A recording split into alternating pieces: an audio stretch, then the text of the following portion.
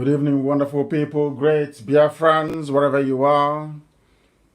On this very planet Earth, we welcome you to another exciting, I will even say explosive, live presentation of Radio Biafra with my humble self this very evening of the 10th of June in the year of our Most High Elohim, Chukwokika Biama Primiheine 2020, with the time now standing at precisely 3 minutes past 7 p.m.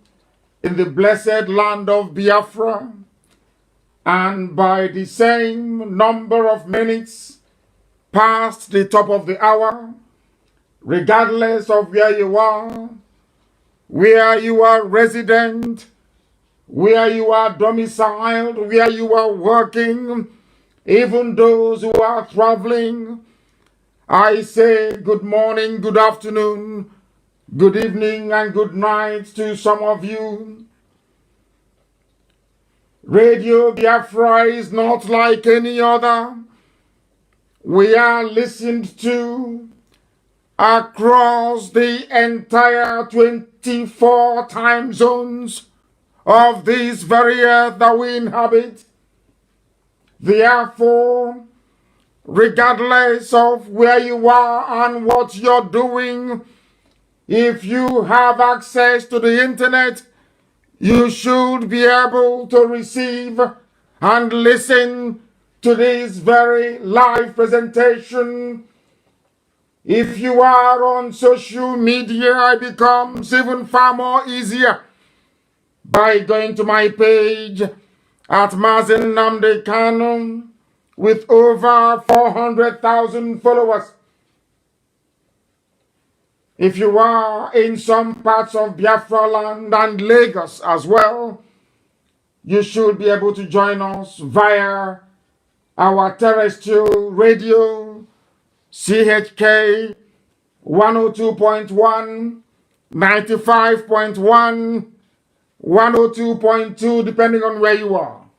I am sure that these frequencies are regularly updated and published, that people may be able to obtain the information and then follow us accordingly. We are also on satellite. For those of you with a satellite decoder, wherever you are in the world, you should be able to receive Radio Biafra as well. If you are on Radio Biafra app, if you are on TuneIn app, if you are on Simple Radio app, if you are also on Garden Radio, simply download any of these apps, search for Radio Biafra, you will find us. I must also tell you that, of course, our enemies are trying very hard to replicate what we are doing. Should you come across any other app that is bearing Radio Biafra and you are not listening to my voice, then you know there is something wrong with it. We are Radio Biafra, no other appendages, just Radio Biafra. And as I welcome you this very evening, I must ask you to also welcome those who are around you, your friends, your family. You must gather together, you must huddle together. Where you are not able to allow people to come close to you, I will of course ask you to amplify the volume to make sure that those who are around can also participate, because what we are doing is unique. What we are seeking to accomplish is divine. Without the mandate from heaven, we would not be here today to spread this very gospel that we have been mandated to preach. My name is Nnamdi. I am the leader of the indigenous people of Biafra. I am the director of Radio Biafra. I am the director of Biafra Television, but above all, I am a servant of the wonderful people of Biafra. Before we proceed this very evening, I must call it a momentous evening because shortly before we came on air, we know or we saw and knew that Secretary of State Mike Pompeo was addressing a press conference. They have finished and it was quite compelling. I will go through that as we proceed this very evening, but without further hesitation, we will call upon Elohim, as we always do, to come and take charge of our proceedings this very evening, morning, afternoon, or night, depending on where you are. If you're listening to us via Facebook, you must also be warned that my account is being suppressed. All the money that the zoo has been borrowing have been going into making sure they stifle our attack, but they cannot succeed.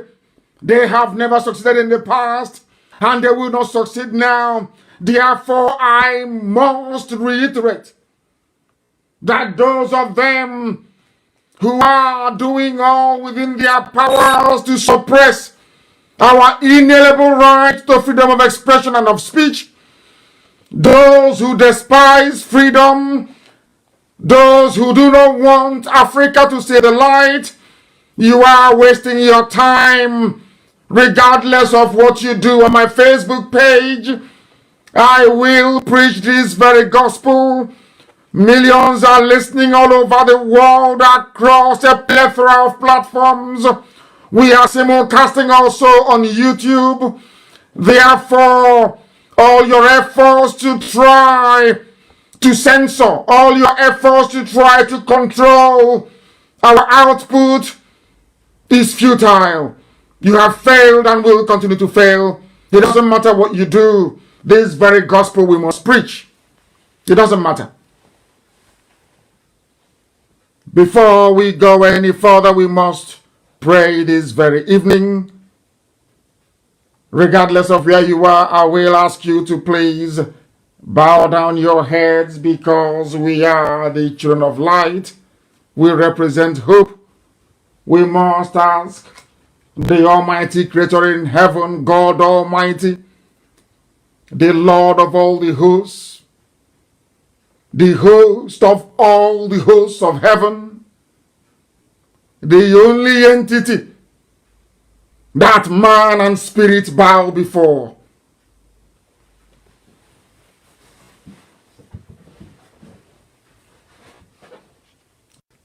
You sent us from above, our Lord, our God, our Father who art in heaven.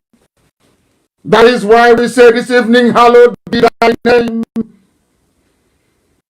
Because from this scrap heap, from the ruins of those who have been abandoned, you lifted up Ipob. You beckoned on their friends, the very few of them that you filled with your spirit. You brought us out of the waters. You delivered us from the hands of our enemies, those who are stronger than us, those who possess access to ammunition more than we can ever imagine. You delivered us from those that hated us, for they were too strong for us. In 67 to 70, they converged to destroy your creation. They confronted us in the days of our calamity. Men, women, and children died. But at the last count, over 5 million of your children lay dead at the hands of the enemy. But you did not abandon your children. That is why we glorify your holy name every day. That is why we exalt thee, because if not for you, our Lord and our God,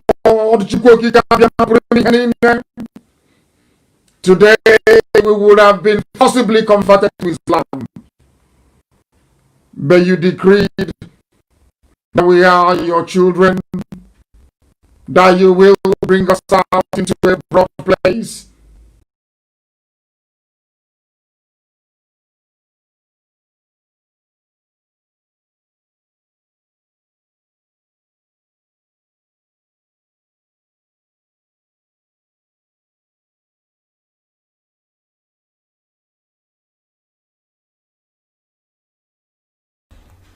That is why we glorify your holy name every day.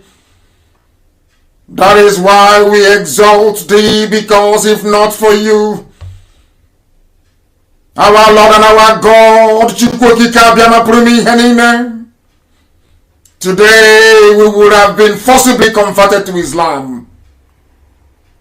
But you decreed that we are your children, that you will bring us out into a broad place, that you will deliver us from the hands of our enemies, because despite all our shortcomings and our sins, you delighted in us because we are blessed and we come from thee. You are the only God who reward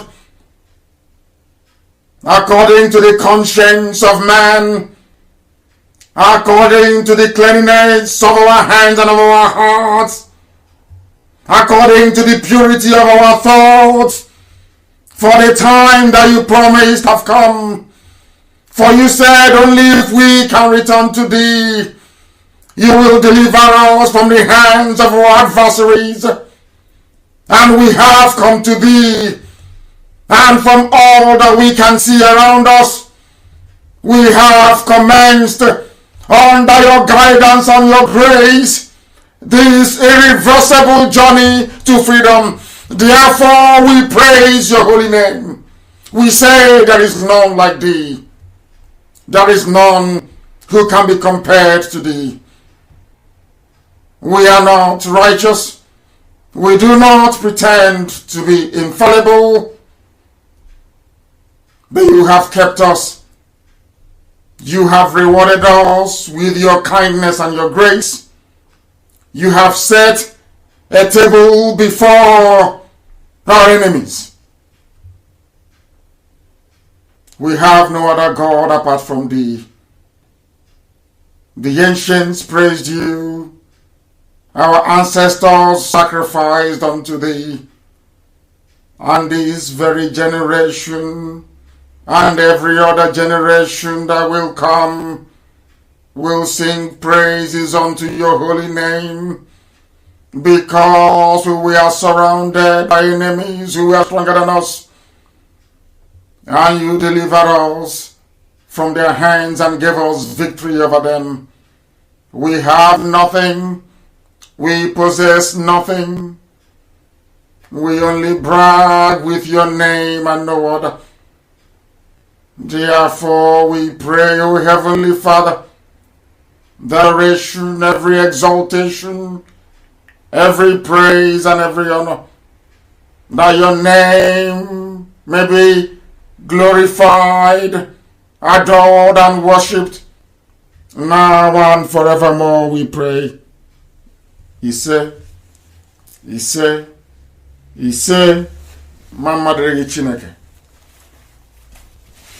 This evening, as it has now become customary for us, we are going to lay a very basic foundation prior to the commencement of our broader analysis this evening.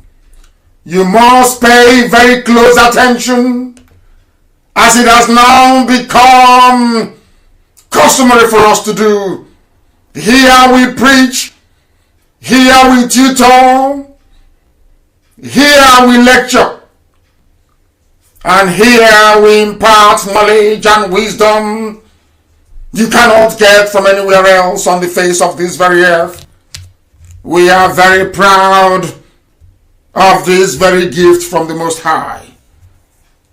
Messages are being given to us on a daily basis, and as I have repeatedly said, When I am sat behind this microphone, we are under divine instruction to proclaim the will of the Most High, that His children may be set free on the face of this very earth. Facebook, as I said earlier, has received the latest tranche of their blood money, as the zoo is busy receiving what they call Abacha loot.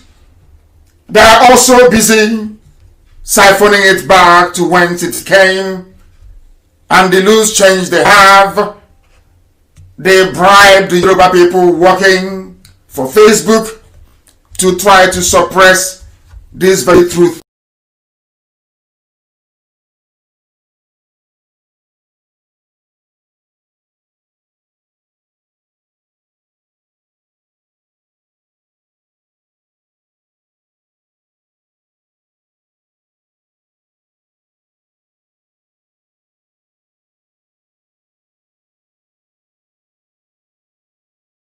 That we preach.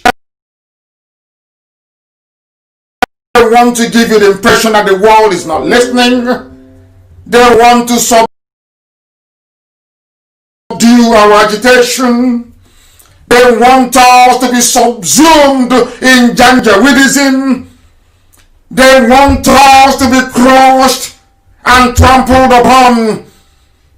They want our resources to be siphoned away without anybody asking questions. And the only way they can accomplish that is if we allow them to succeed in holding us down in perpetuity. That we have sworn never to allow. Because our enemies understand how irrepressible we are. They attest to our formidability. They understand it. That is why I subscribe to what somebody wrote earlier. I do apologize very profusely because I wasn't able to capture your name, but somebody wrote something on my page that was very compelling. I found it very moving, and I felt that the essence of this very gospel this evening will be anchored on this very, should I say, timeless proclamation by no other person than one of the very few people that I regard as genuine intellectuals in the history of mankind, Bob Marley. And he said, "How we never know nor live with the truth, so long we never lived well. How we failed in learning is why we grow in ignorance. In knowledge, not even only our sense could free our own minds from mental slavery. In the era of George Floyd, in the era of all the outbursts against racism all over the world, in a time of rediscovery for those that subscribe to the sacredness of humanity, regardless of your creed, your race, your color, or your sex, that at such an auspicious time as this, we must all look at ourselves and begin to ask very critical questions, and by way of summary, having total regard for what Bob Marley said,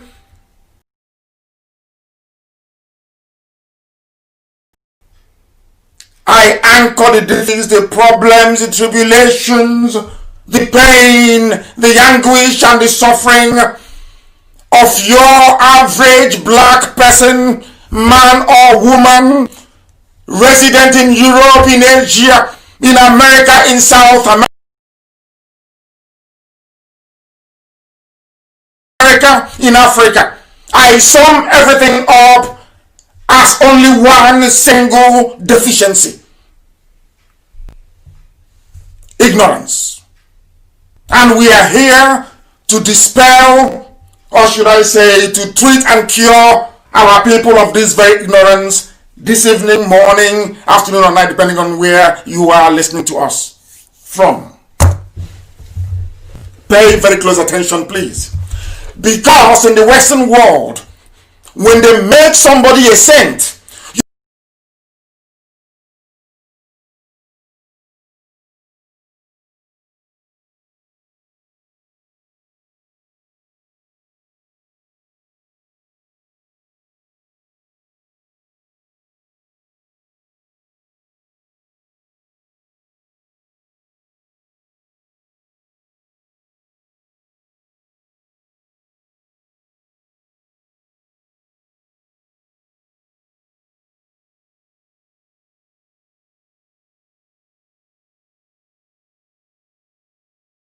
from.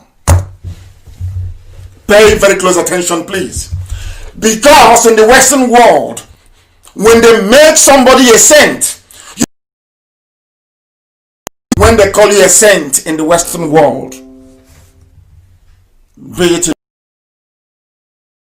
Europe, be it in Britain, be it in the USA, even in Russia, it means you have done something that no other person has been able to make your own.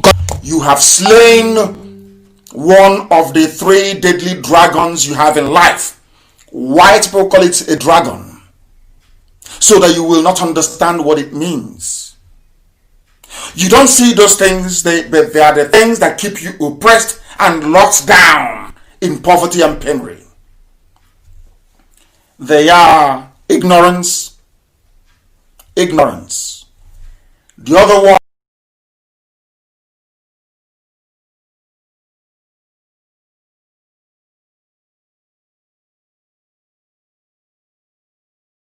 one is hunger, and the other demon is homelessness. Understand it very well. When you're able to slay any of these dragons, they call you a saint.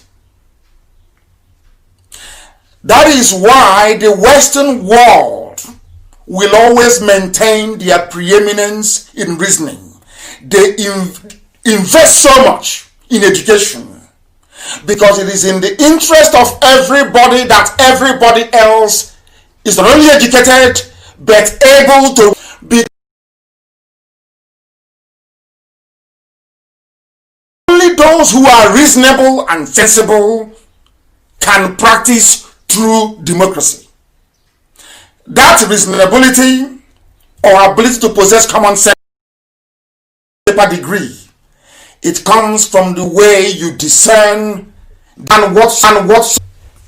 This evening, before we came on air, having regard, newspapers and media houses are carrying the news that 50 people were slaughtered in Katsina, the home of the dead Buhari.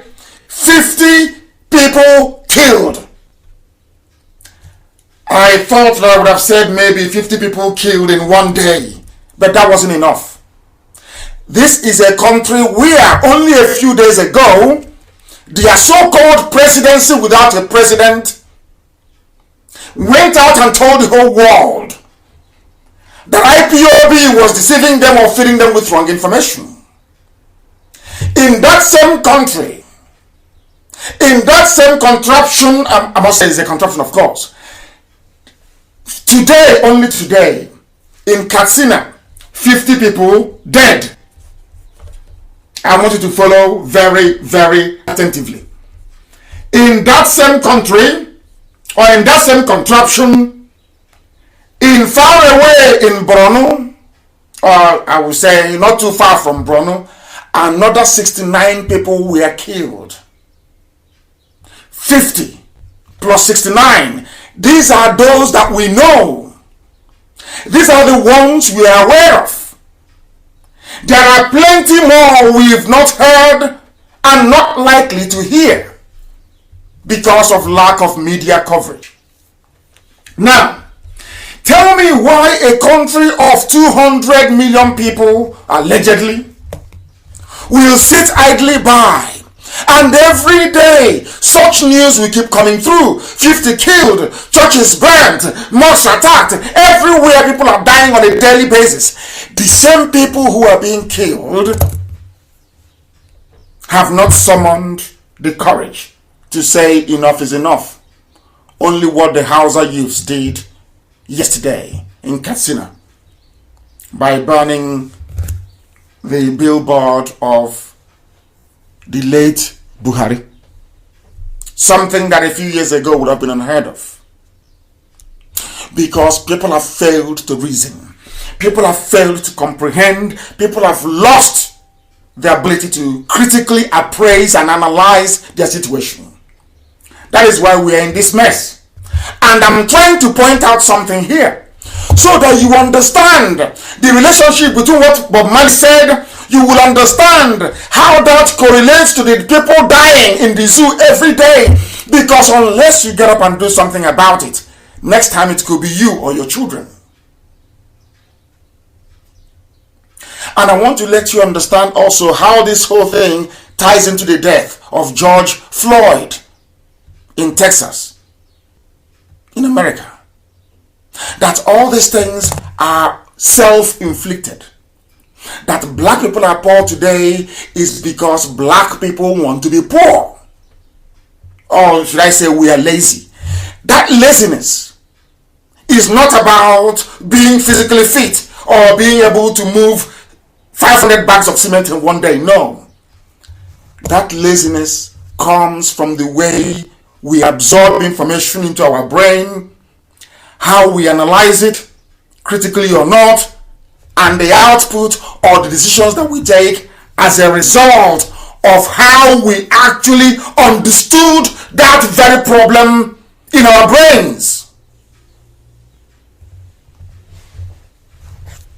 You must listen very carefully.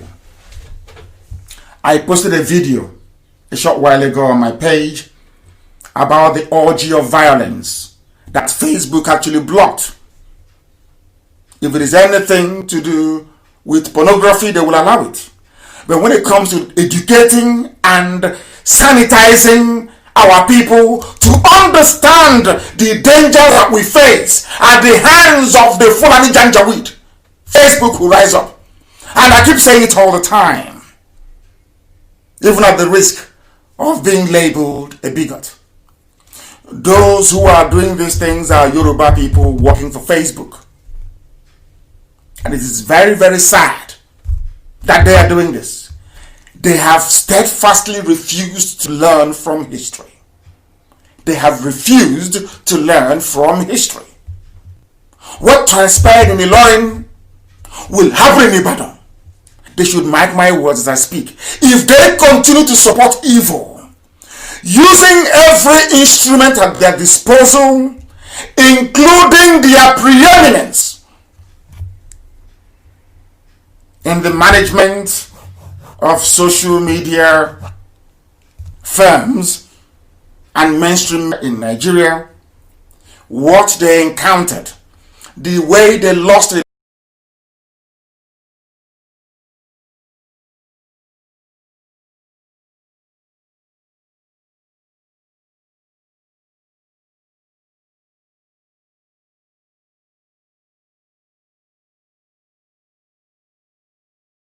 After posting that very video, a short while afterwards, coincidentally, Mike Pompeo spoke and addressed the issues contained in the executive order signed by President Trump a few days ago. Before Pompeo spoke, and having gone through all the, should I say, the festival of death in the zoo, called again, all the deaths, 50 in Katsina, 69, and 50 is a conservative number. Having regard also for the video that I had posted on my page, and also given what is happening with coronavirus, I was left with no choice than to conclude that the reason why there is this criminal silence over what the Fulanis are doing in Nigeria is because some people, believe it or not, want to see the number of people who inhabit that very geographical contraption reduced. There are people who are disturbed that the growth of the population in Nigeria, if not contained, will spell havoc for their interest. I don't want to know what their interests are, but that's how they feel. So they think that if coronavirus cannot kill them, if Ebola cannot kill them, if HIV/AIDS cannot kill them,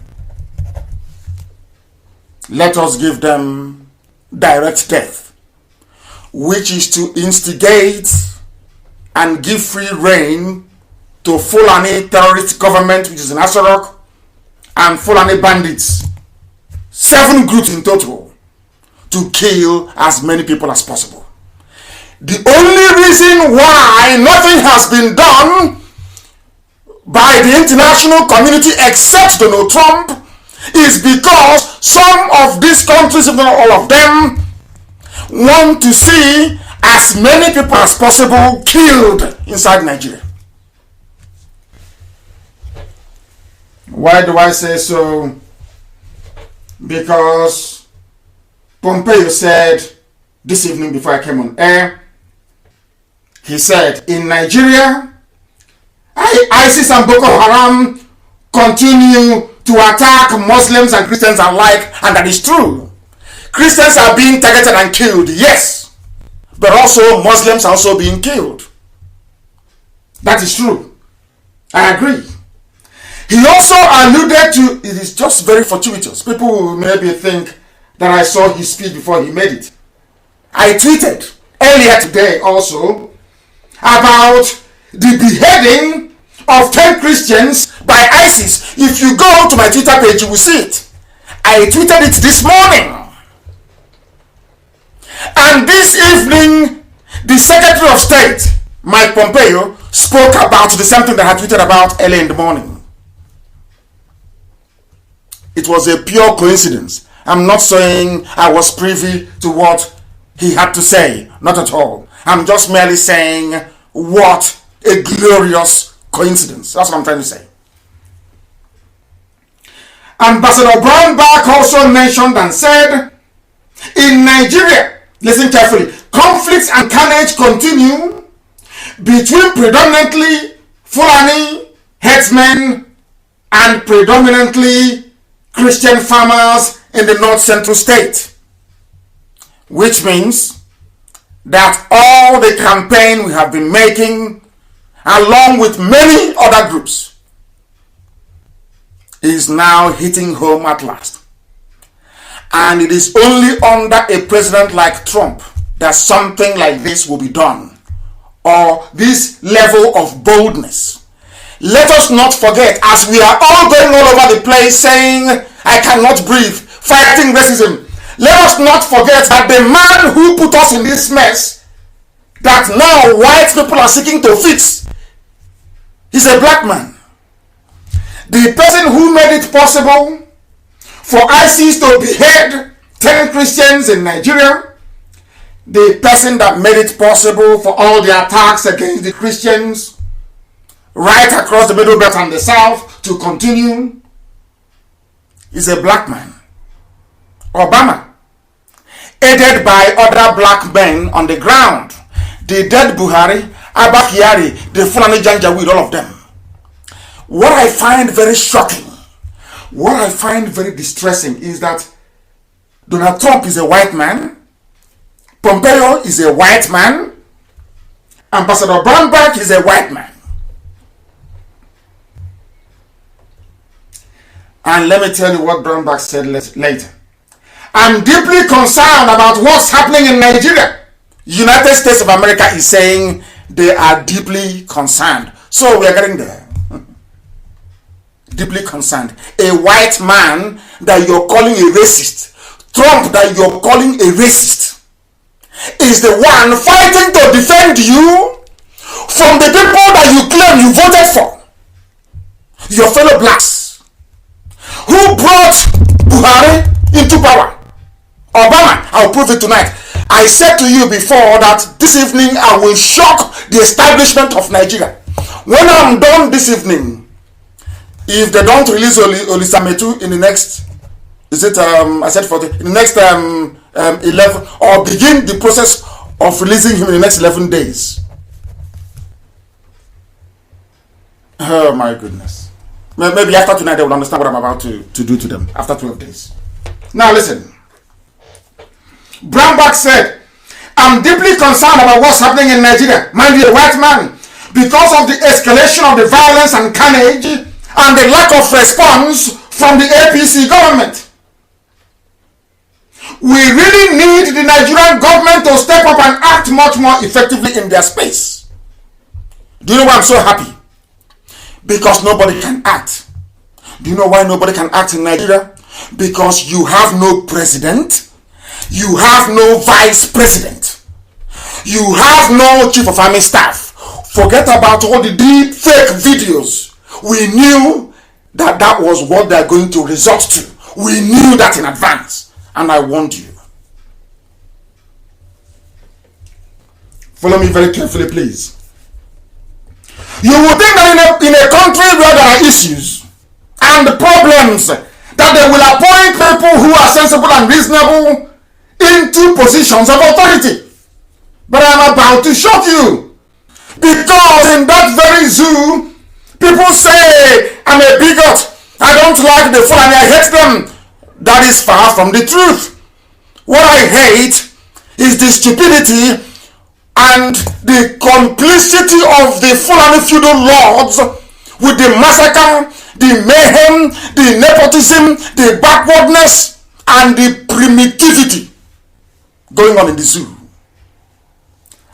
These are the people you expect. Those of you who are not in the right frame of mind. I want to ask you a question this evening. These are the people they are appointing. I told you before. The reason why they need Fulani in every position of authority is to cover their shortcomings, to make sure they retain power until they dip that Quran in the Atlantic Ocean. Are you following me? Now, this is a man, this is just incredible. Incredible.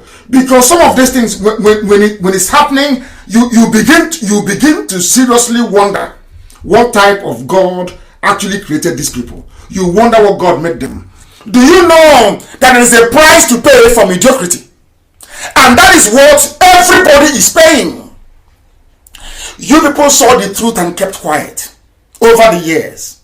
When prophets came and told you that what you are doing will lead to your doom, you said, bring him, let's kill him.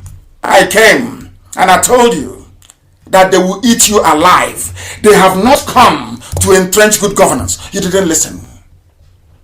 Some Irats, mostly from the West, rose up and said, no, hang him, arrest him, hang him. And I want anybody to stand in front of me and tell me that all the things I've been saying over the years, that none of them has come to pass. They have all come to pass. Everything I told you, to the letter, all come to pass. And this is the reason why these people do what they do. This is the reason why they are as evil as they are. This is why there is no repentance for them. You don't know who they are, but we know them very, very well. And this very evening we continue to expose them. This is what the Fulani does. This is what they do best. Nepotism. Somebody was appointed the Director General of Raw Materials Research. I've not even come to the program. All I'm doing all this while is building reference points so that when we start, you can reference everything I'm saying correctly and accurately. Do you know there is Raw Materials Research and Development Institute? That a Fulani man is in charge. His name is Hussein Ibrahim. And I want to ask this very simple question. Everybody listening to this program, with millions of people all over the world, Have you heard of a Fulani scientist before? Simple question, yes or no?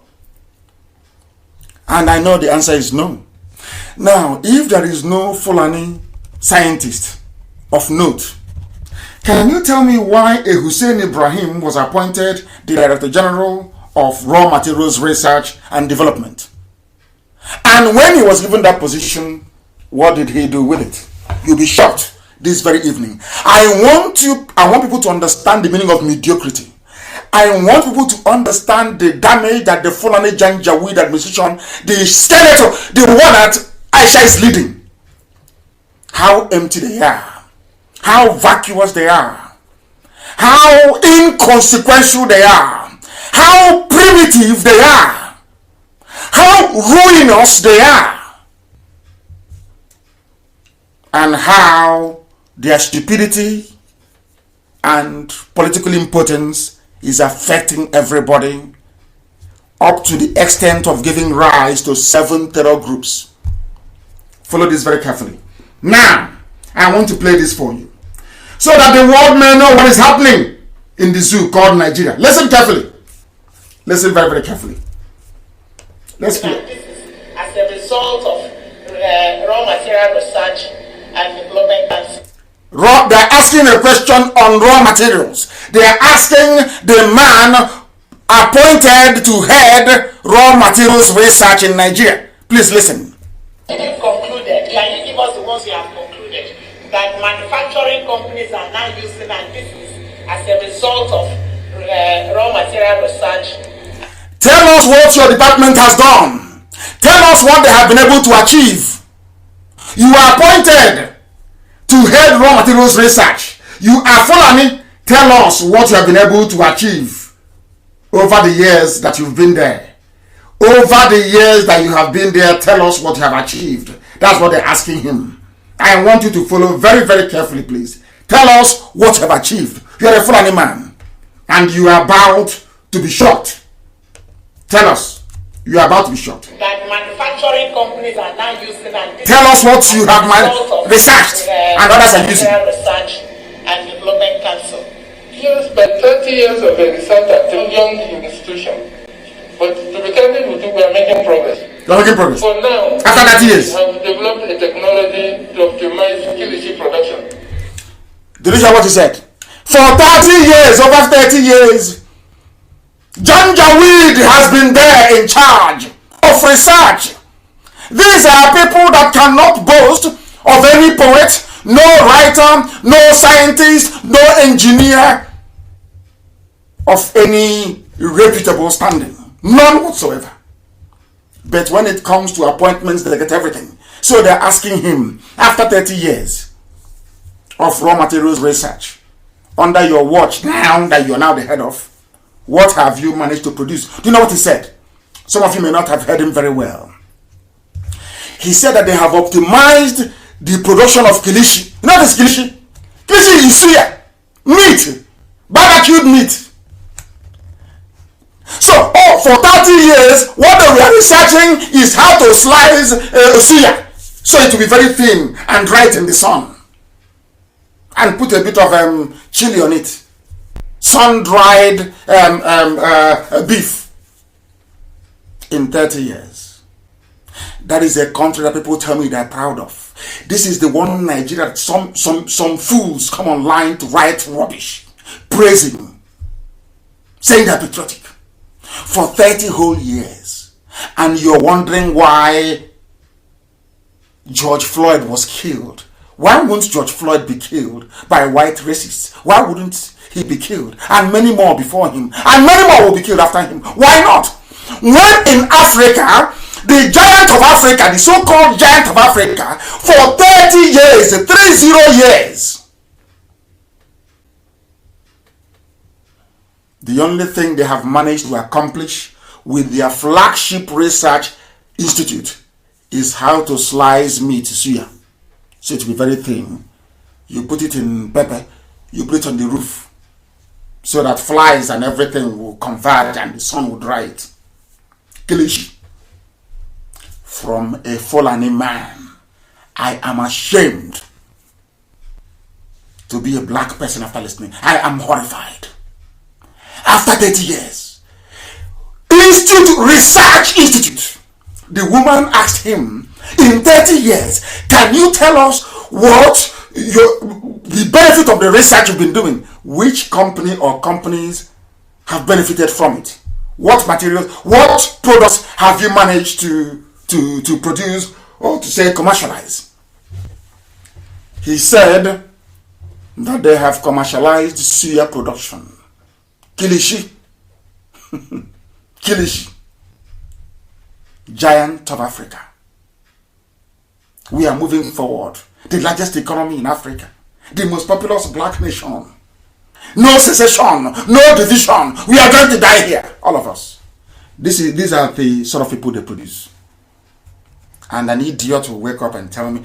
I was I was horrified by what I read. I thought, what's his name? Senator Shehu was an Hausa man, isn't it? Horrified. This level of stupidity is the reason why white people are racists. And you may not know the reason. You may be wondering, but how? Let me ask you. How come they don't kill other people as they're killing black people? How come?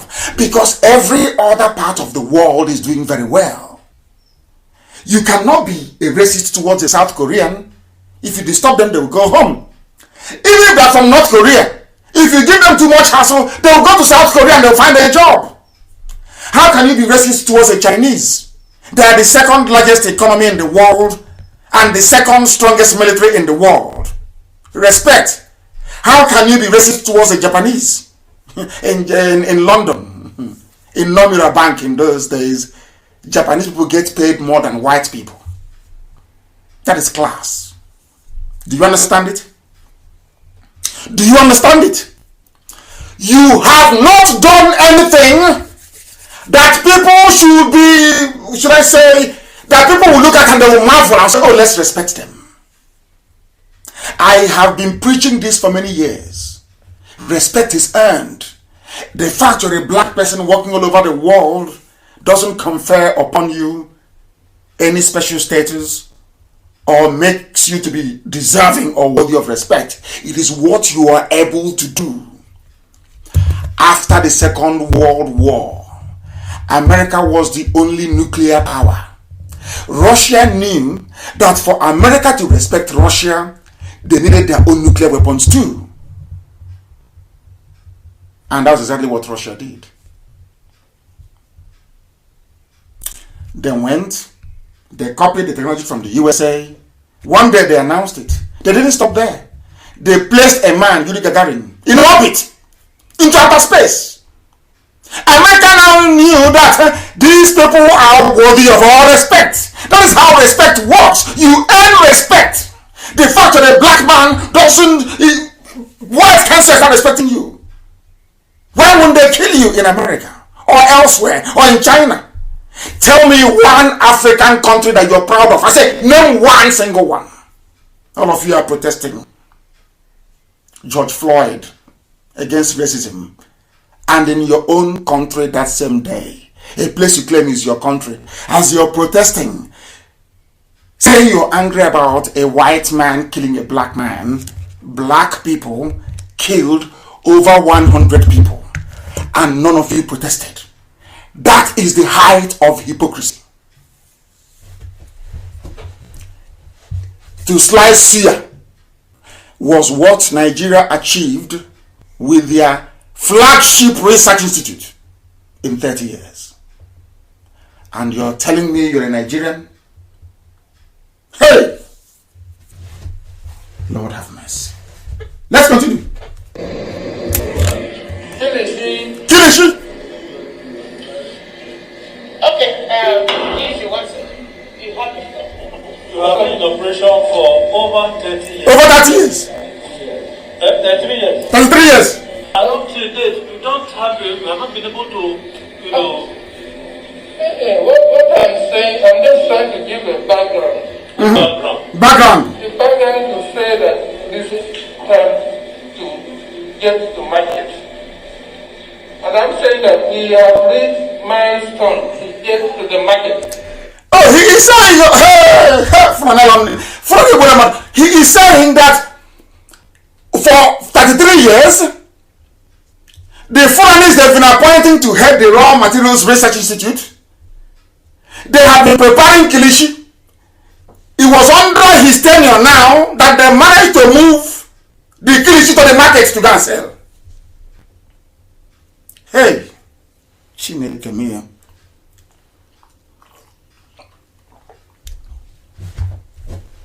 I had a sip of water. The whole thing is shameful. The leading black nation in the world, as Britain will have you believe,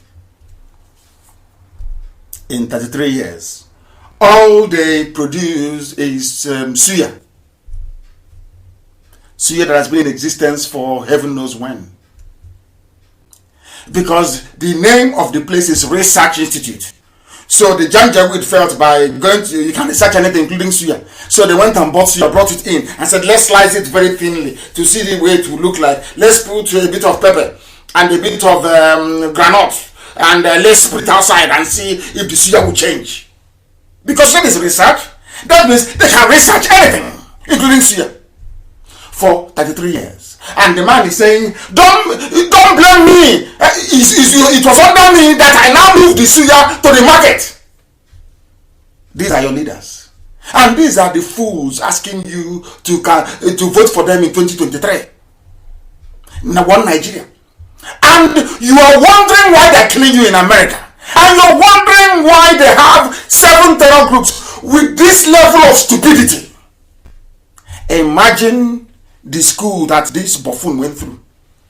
They are the ones answering professors that will rig an election for somebody without a certificate. They are all Nigerians. That is why I call them a zoo. That is why we call them zoo, and they are useless to the core. Because it is a black man. A black man is the reason why other races look down upon them. A black man is the reason why people are being killed all over the world. If you are black, you are in danger. You are imperiled because of the behavior of all of us, of black people. If nobody will tell you, I will tell you. Our behavior stinks. The policeman that killed George Floyd is fulfilling his duty. Because you're useless, you are nothing. I know some children are listening. I preach the way I do, so they will not be like their fathers and their grandfathers. Never. You must be different. And that difference starts from Africa doing well. Africa must do, for you to be a black, anywhere in the world, and you're a black man. If Africa, black Africa, sub-Saharan Africa is not fixed, you have no honor, you have no dignity, you have no class, and you have no worth. You are worthless. If you like, be Oprah Winfrey. If you like, be TD Jakes. You are nothing. Nothing. It won't stop them from killing black people, because collectively we are dumb.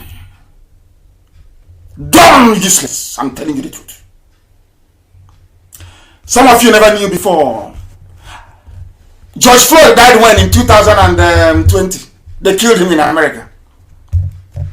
Because I'm saying this for the fools that will come and say, oh, but you can see Oprah Winfrey, you can see Michael Jordan, you can say, all of you, you don't reason. You derive your worth from the value, from the sum value of a collective. That's why when we speak, we say the British did this. It could be only one person. We say Britain did this. Britain did that. Only what Lugard did, we are still talking about today. Collective. America did this because of what Pompeo said. Collective, as a unit, as a people. Do you know that the first woman billionaire in the history of the whole world was a black woman in America?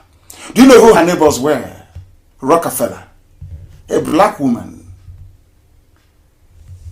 Her name was Grace, wasn't it? I'm sure some of you have seen it on Netflix. Go and watch it. Her next door neighbor was the richest man in the whole world. Rockefeller was her next door neighbor. That was how rich she was. A black woman. Did that change the lives of black people? No. Individually, maybe her bloodline may have benefited. Maybe earned a little bit of respect. The way they will respect maybe Beyonce or whoever, because you've made it in life as a person. But as a group, once a policeman sees you in America and you're black, your chances of survival is very slim. They're not doing it because they hate you necessarily. They're doing it because you are a human being. You have refused to think and reason like a human being, and you're living like a human being. That's why they do it. And do you know why? Every racist in the world, every racist, you know those are called racists. Not the likes of the policeman that killed George Floyd. Those are called racists. Are those that believe that Nigeria should be one. Are those that come and tell me that something a white man created, a non-African created, should be preserved, and if you speak against it, you die. They are the real racists. Like Senator Shehu Sani. These are the real, their own racism comes from ignorance. They know nothing. Their brains are empty. A black man is the man, is the fuel, is the oxygen that keeps the flame of racism burning. A black man is, and I'm proving it to you tonight. These are black people that support the instruments of racism. Some of you don't know that we heard and we saw them pulling down all the statues of all the races they can find everywhere.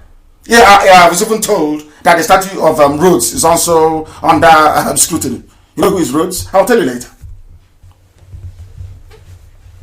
Black people are the reason why there is racism in the world.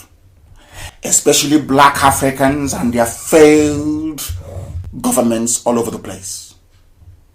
Because all of them are agents of the agents of the racists.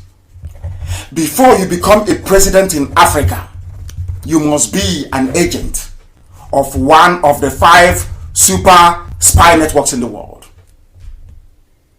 You must be. You must be serving the Americans, the French, the British, the Israelis. You must serve somebody. The Russians, the Chinese. You must serve somebody, or else you can never win that election. It's impossible. Somebody must be standing behind you. And then I'll tell you what to do, how to run your policies. And you agree. You know the funniest thing? If you disagree, they will kill you. We shall get to that later. Now, I want to prove to everybody that the nonsense happening in the zoo, the killings, the suffering that we are all crying over, the killing of George Floyd, it is you that caused it. You listening, you are the cause of it. Do you know why? Because you have failed to untangle the chain of racism around your neck. You have failed to set yourself free. As Bob Marley said, your reasoning capacity, you are growing every day in ignorance, not in knowledge. Every day you grow in ignorance. That is why somebody who went to a university, came out with a doctorate degree, forged from Adebayo University, is the head of a research unit, raw materials research, with billions upon billions of dollars voted every year for research. All they came up with was suya. That is why in a country where you have people who claim they're intellectuals and they're learned, like Senator Shehu Sani, will come and tell you that what they're going to do to crush IPOB. Let those holding green, white, green crush those holding Biafran flag. In other words, encouraging mass murder. But he's a senator. No longer a senator, I understand. He went to school. He knows the meaning of freedom. He knows that as imperfect as the zoo was in those days, Azikiwe, Awolowo, and Tafawa Balewa fought for independence. The same principle that Biafra is applying But this man, despite the fact that he claims he's the senator, he makes laws for the people,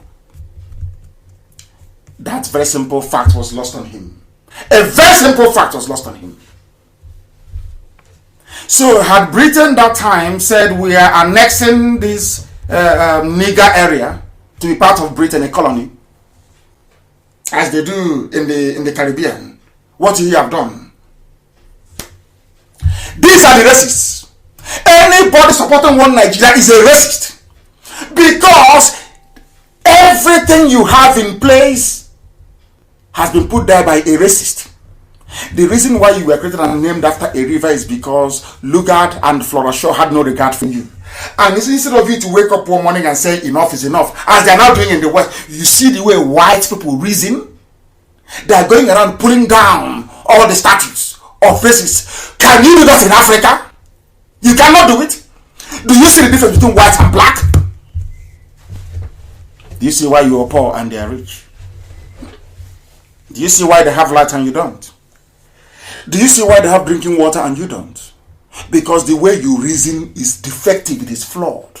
The people sustaining racism, the people that killed George Floyd, are black Africans, and those African Americans that refused to return to Africa to build it.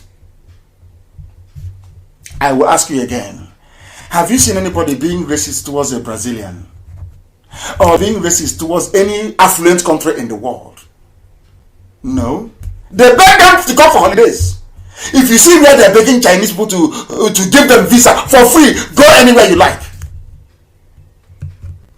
then you will know that you are the architect of your own problem. I have not come tonight to make anybody feel good. I have come to preach what heaven asked me to preach. Before we can get into our freedom, we need to reason in a particular way. If we don't reason that way, we will get worse fools than the janjaweed you have at the zoo running our government, and nobody can hold them accountable. Now listen very carefully, please. There are 7 terrorist groups in the zoo called Nigeria. 7. I'll name them for you. Jamaat Nusrat al-Islam wal Muslimin, JNIM. You have the Islamic State in West Africa, ISWAN. You have the Islamic State, Greater Sahara, another one, ISGS. You have Al-Qaeda in Islamic Maghreb, AQIM. You have the Ansaruddin. You have Boko Haram, and you have Miyetti Allah. From one people. So when Buratai says, or his ghost says, oh, we are fighting them in Borno. Are you fighting Boko Haram? Are you fighting Miyetti Allah, which is a partner in your murderous regime? Are you fighting Ansaruddin? Are you fighting Al-Qaeda? Are you fighting ISIS in Greater Sahara? Are you fighting ISWA, ISIS in West Africa? Are you fighting Jamaat Nusrat al-Islam wal Muslimin? Who are you fighting? Do you see the mess you're in? If you're a Nigerian, do you see how hopeless your life is? Because if Jamaat Nusrat doesn't get you, ISIS in West Africa will. If ISIS misses you, ISIS in Greater Sahara will. If they don't get you, Al-Qaeda must surely get you. Let's say you escape Al-Qaeda, Ansaruddin is waiting for you. And let's say you manage somehow to wiggle your way out, you confront Boko Haram. And if you manage to go to your village safe, then Miyetti Allah is there waiting for you. How can you escape? How can Nigeria survive? Even if you're a fool, how can this nonsense survive? I am saying to you, they call us, I want to prove to people tonight, I just want to lecture, to prove to people tonight that a black man is the reason why George Floyd was killed by a white policeman. It is down to the stupidity, complacency, idiocy, and mediocrity of a black man. These are demons you cannot see. For you to be classified as a civilized people, you must be able to slay all of them. You must kill. And the first demon, the most difficult demon to kill, is the demon of ignorance. Do you understand? I want to give you a secret as to why Ipob is formidable. We are formidable because we started from the scratch to school and to educate our people on how to reason critically. That is why IPOB is undefeatable by man. Undefeated. You cannot. Not in 1 trillion years, you cannot. Undefeatable. Because we started from the bottom. We identify that ignorance is the greatest killer disease you have in the whole world. The greatest killer. And the white man, being very clever, they discovered that ignorance was the problem. You know what they did? When the Enlightenment started in Florence in Italy, they spread it all over Europe. And now they held it back. When they colonize territories or they conquer you, if you ask them, what is the secret of your greatness? They will tell you it is warfare. It is economic might. Now it's economy. Before this, there is warfare. If you ask them, oh, but how can I be like Japan? They'll say, oh, no, it's the economy. You have to go to IMF. You talk to IMF, they'll give you a loan, you invest, and then you go to EcoBank, you go to Senate Bank, all that rubbish. Nonsense. The foundation upon which every success is built when it comes to society is based on how intelligent they are, not how clever. How reasonable they are. It takes people who are reasonable to understand that those that financed Boko Haram should not be voted into power. It's common sense. Listen, before Jonathan came, Obama wanted a Muslim to be in charge of Nigeria. Understand this very clearly. It should have taken the so-called Nigerians to know that although we want Jonathan to go out, this bunch coming in, they're bad news. And if you weigh the two, bad news and the thieving PDP, that a thieving PDP was better than a murderous, sanctimonious, corrupt bunch of idiots, as you have in APC. Do you know those that saw that thing coming? Funny enough, Biafrans, they did not vote. They never voted for the dead Buhari. Never! They said no. Because they saw something that others couldn't see. Those that claim they are sophisticated, they are obeying, they are westernized, they couldn't see it. It's something now happening between us and Ohanese. Why do I say that blacks are the main problem of black people all over the world? Don't blame any white man. If you're blaming a white man, you are foolish. A white man came all the way from Europe. Arabs came all the way from Arabia, came to Africa. You sold them your own people. You gave your mother, you sold everything. How do you think they respect you? How do you think? And let's be honest. So let's experiment. Go out tonight or tomorrow morning, bring out your son or your daughter on your doorstep. See anybody walking past and say, hey, come. I want to sell this child now. I want to sell this child for 10,000 naira. Of course, people are buying children. We know that every blessed day. And see how, if that person has conscience, see the way they look at you. In Africa, your children are trekking through the desert, dying of dehydration. They get to Libya. Those that survived the slave market in Libya and in Tunisia, they now brace the perilous journey across the Mediterranean. Most die, of course. If they survive, they now get into Europe. They only want to witness running water, electricity, and 3 square meals before they die. Because of that, they trek from Africa to Europe. No European leader have ever said, I am ashamed of what is happening. Nobody. No human being has ever said that before. Oh, we are moving forward. If you were trying to build railway, we want to build nobody. No shame. A black man has no shame. That's what it's called class. To possess class means you have shame. Because without shame, you are nothing. That is why in Igbo language we say, you don't know that's why we say it. You need to have shame before you can have class. Shame makes it impossible for you to do certain things. That is why when you're going with someone in Biafra land, are you not ashamed of yourself? So you think we just say it for saying sake? It is to caution you that there are some things you're not supposed to do. And that is how you derive class, if you don't know. They are calling us secessionists. I want to demolish the stupidity of African people tonight. That's why I'm here. To demolish the idiocy of black people and their mind-numbing hypocrisy. Hypocrisy in South Africa. They are doing a rally to Black Lives Matter when only a few months ago you were killing and lynching other black Africans that fought apartheid until apartheid fell. You people are hypocrites. As Jimmy Cliff said, all of you hypocrites. Somebody is calling me a secessionist. I want to deal with all this nonsense. You are calling me a secessionist because I am trying to become the way I was before the white man put me together. I don't understand black people.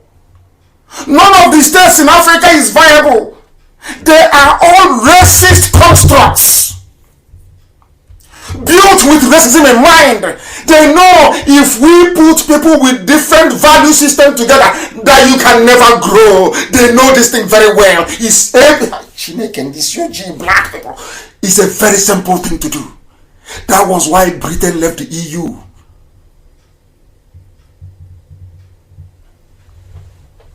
Convergence of value system. I was on my own. My ancestors were there. One Beture came, a white man came and said, your name is now Nigeria. And I'm asking, who were we before you came? We were Biafrans. Now you're calling me a secessionist because I'm trying to dismantle something that a racist put in place. I can't understand black people. I don't understand them. And somebody who claims he's a senator. You are telling me, hey, are you telling me that Lugard had your interest at heart when he was building Nigeria? Nigeria was a racist construct. Every country in Africa, with the exception of Ethiopia, is a racist construct. I don't understand it. Or now, maybe the exception of Sudan.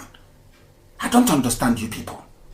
Why do you reason the way you do? Black African people, why have you always failed? I was on my own and somebody came, stole something from me, my identity, my sovereignty, my value, my worth, everything, and put it in some nonsense called Nigeria. And I want to go take it and come back and you tell me I'm seceding. Oh, I am seceding because you are an agent of neo-colonialism. You're calling me a secessionist because a white man, your white God that created you, built something. And here is this nigger trying to spoil what a white man built. That is why you defend Nigeria. Because it is indefensible. Even if you don't subscribe to our very valid argument, or should I say valid argument, as to why Nigeria should not be won. Why not all the mayhem and the killings? Why must Nigeria be won when all these killings are going on? You cannot see it. Because you're blind, you're not intellectually gifted, you're not savvy, you're not discerning, you are not intelligent. It's as simple as that. You are unreasonable. You don't know that you saying that you want to be a Nigerian means that you are supporting the policeman in Texas that killed George Floyd. If Nigeria is good, then the killing of George Floyd is also good. Because both of them are products of racism. You can't like one and not like the other. I'm telling Sheikh Husani and his likes, you people are not educated enough to challenge IPOB intellectually. You have not been born. You are nothing to us. How can I be seceding from myself? I was in my village and a white man came. I'm from Ibegu. A white man came and said, your name is now Omoaha. Omoaha was a name he got from Ibeji. Ibeji wasn't Ibeji. Afi-Ibeji. He said, what are you doing here? They said, it's Omoaha. He wrote Omoaha. When he got to the main market in town, he said, oh, the other one I saw before is the old Omoaha. Oh, this is the new one. That was how the name Omoaha came about.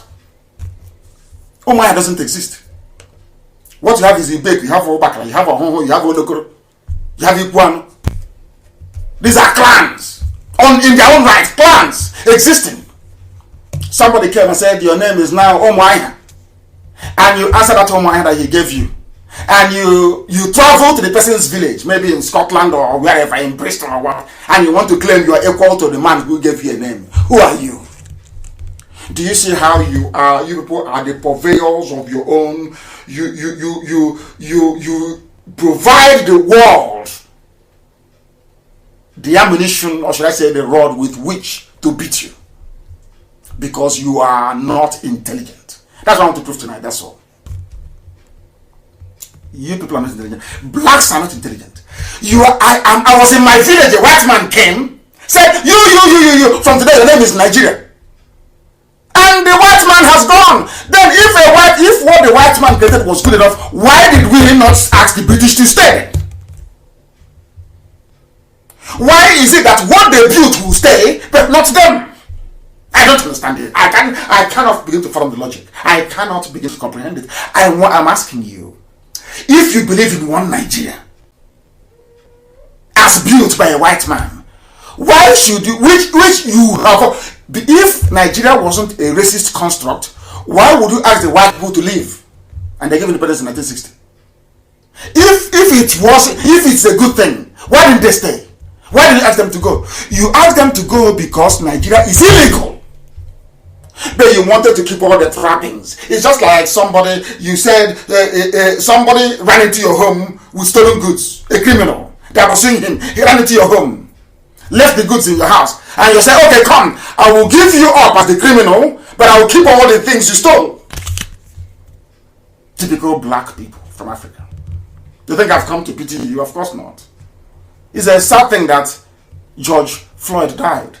But George Floyd was killed by you and I, killed by our impotence, killed by our stupidity, killed by our unreasonableness, killed by the fact that after 30 years of doing research, all he came up with was suya, kilishi, barbecue, how to barbecue meat, the amount of salt to put on it, the amount of pepper, and how to slice cucumber. After 33 years of running a research, high-end research laboratory, and you want whites not to kill you, or you want racists to spare you, you are drunk. If you don't know, they are calling us secessionists. Those were the mindset. These are the people that killed George Floyd, not the white racists, as I keep saying. The white man choked him to death. But had Africa been doing very well, that man could not have stopped him on the road. How many times, all of you in America, in Europe, how many times have you seen a policeman before stop an Asian? How many times, I'm asking you? You see us will be wearing trousers with near our knees, our children. How many Asian kids have you seen? Have you listened to rap music before? The rap culture? How depraved it is? Depraved. That is your mainstream culture in America. And when people say, it's wrong, come on, get away from my face, you're a fool. What stupid racism? It's the truth. Look at Africa, how useless Africa is. Africa is a disgrace. Africa is a disgrace, a shame upon shame. Because you cannot reason. And here, after tonight, I'm sure you're going to reason very well. Now listen. A black man's problem is self-propagated ignorance. The worst is that when a person is a fool and don't know he's a fool, he becomes a danger to himself. Once you're an idiot, you don't know you're an idiot. You are the greatest danger to your own self. That is what is happening in Africa. That is why Boko Haram is killing, and Saudin is killing, Al-Qaeda is killing, Fulani headsmen are killing. If not stupidity, why would they be killing everybody? I'm asking you. And that is the country built by a white man you want me to belong to. They want to secede because you're so lazy. That is why you want oil from Biafra land. You people are so lazy you can do nothing. I challenge them. If you are not a lazy group of people, go and form your own nation. You people don't. Hey, I'm going mental. Listen very carefully to me. Do you know why the best things come from Europe and now Asia? Because there is competition. Do you know why you have iPhone, is it 12 or 13 Pro, whatever, with 3 cameras at the back? It's because of competition. Because Apple knows that if they don't make, if they are not at the cutting edge of technology, maybe Samsung will overtake them. Do you see some of you claim you read economics? Have you seen the benefit of competition?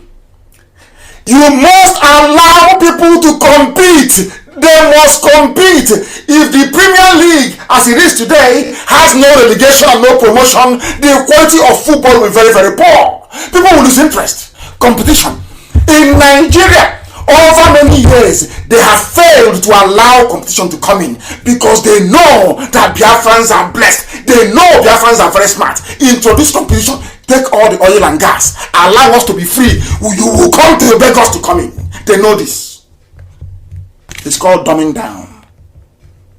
It's called dumbing down, to reduce the standard to a level whereby everybody is a fool. That is what the Fulanese did to you. That is feudal system at its worst. And that is what racists in Britain are enjoying. That is why they can take our oil without paying for it. Because fools are in charge. That is why they can load a 70-ton tanker and claim it's only 25 and they will pay and they will go away.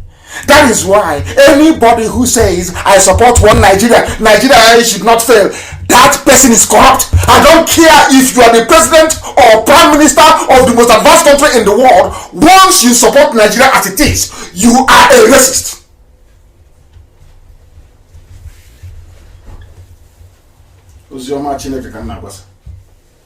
Gospel from heaven. If you understand it, you'll be free. If you don't, I can't help you. I am telling you how Biafrans will be reasoning.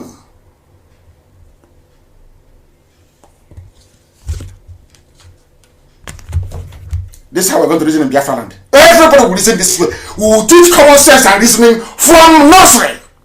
We will teach you that anytime your head of state travels abroad to go and take medical treatment, if he comes back, he or she will face trial and firing squad.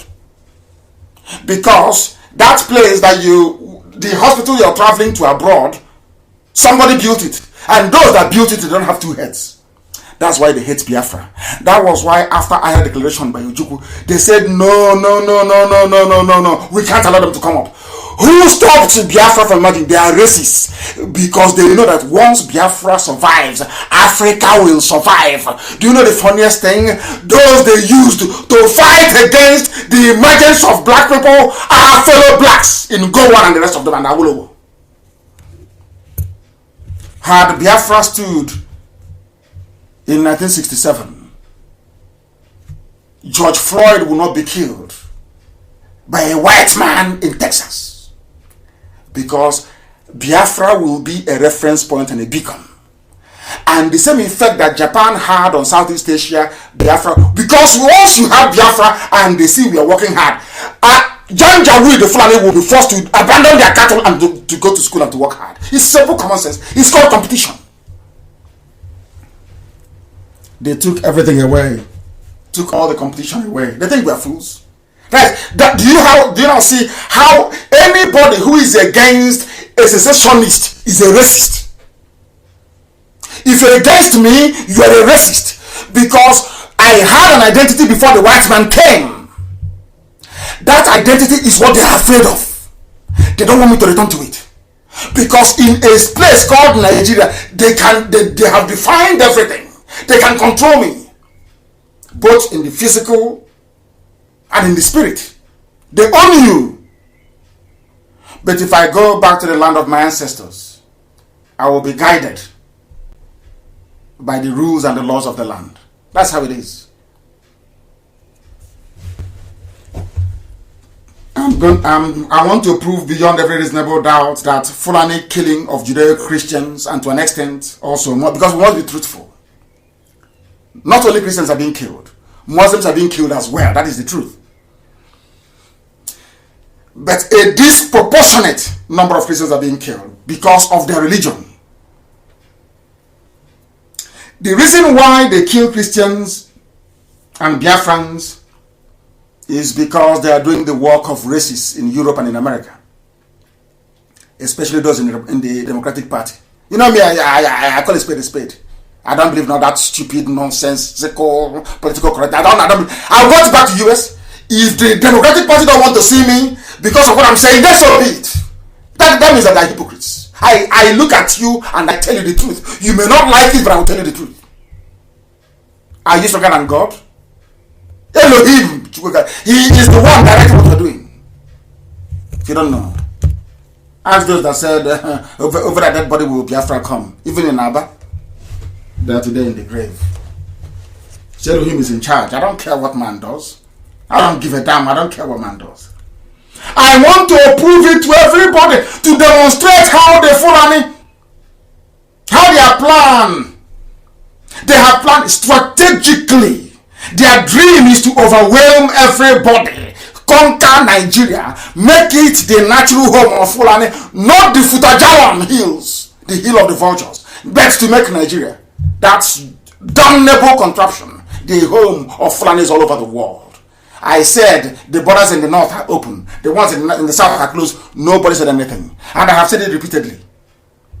Yoruba, please, I'm begging you. If you know you are a coward and cannot do proper journalism, you get out of the way. But there's something, at least to an extent, channels wrote something today. Try to report what, before they won't report it. That there are killings, they will not report it. It's because of the work Ipob is doing all over the world. I want to prove it to everybody.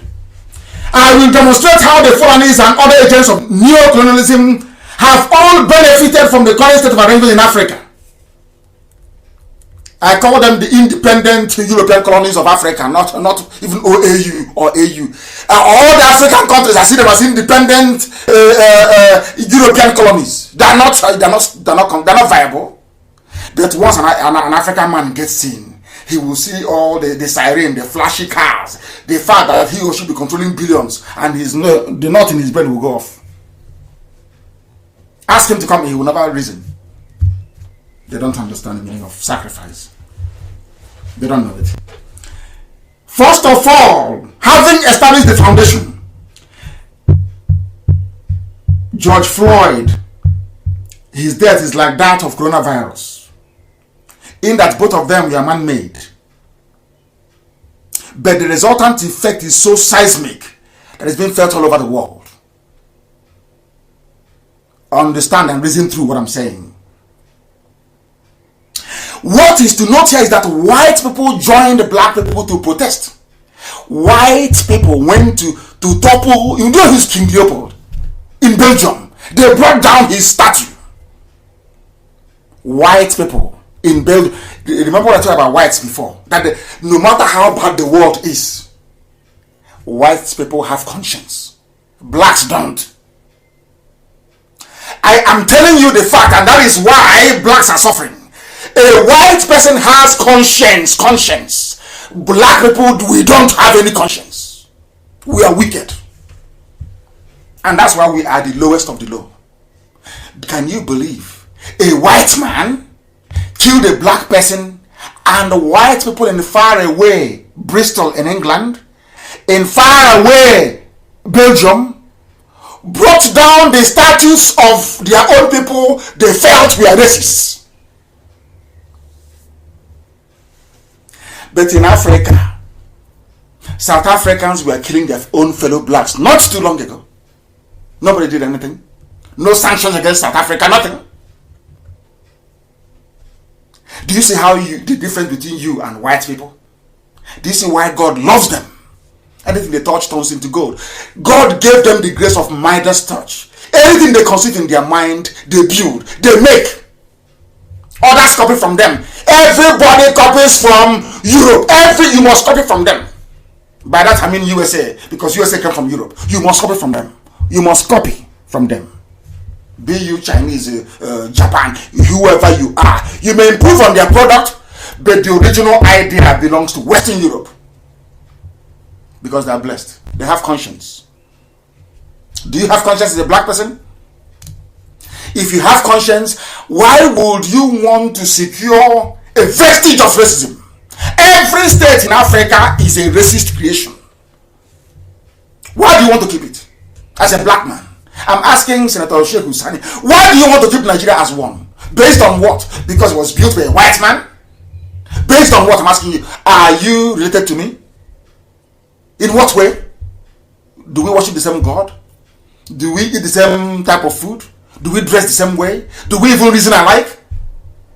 I believe in a Republican society where everybody is equal. Is that what you believe in? I believe in democracy. Is that what you believe in? As a Janjaweed, you don't believe in all these things. So we cannot be together.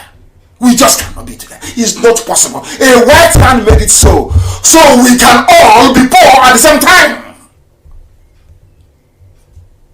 We have irreconcilable value systems. What you are doing tonight is a lecture of this type you have never had anywhere before. Now listen. White people joined a protest all over the world to protest against the killing of a black man by a fellow white. Now, how many times have you heard black people protest the killing of a black man by another black man? Never. Who is protesting for the 50 people killed in Katsina? Who is protesting for the 69 killed in Borno? Are they not human beings? Because they weren't killed by white people. All of you are hypocrites. Every symbol and every statue of oppression and racism in America and in Europe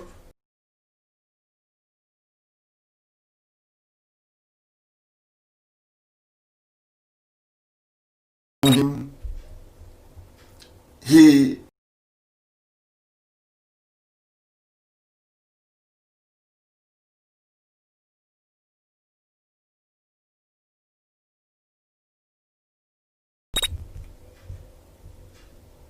Zimbabweans came in and said, to hell with your name.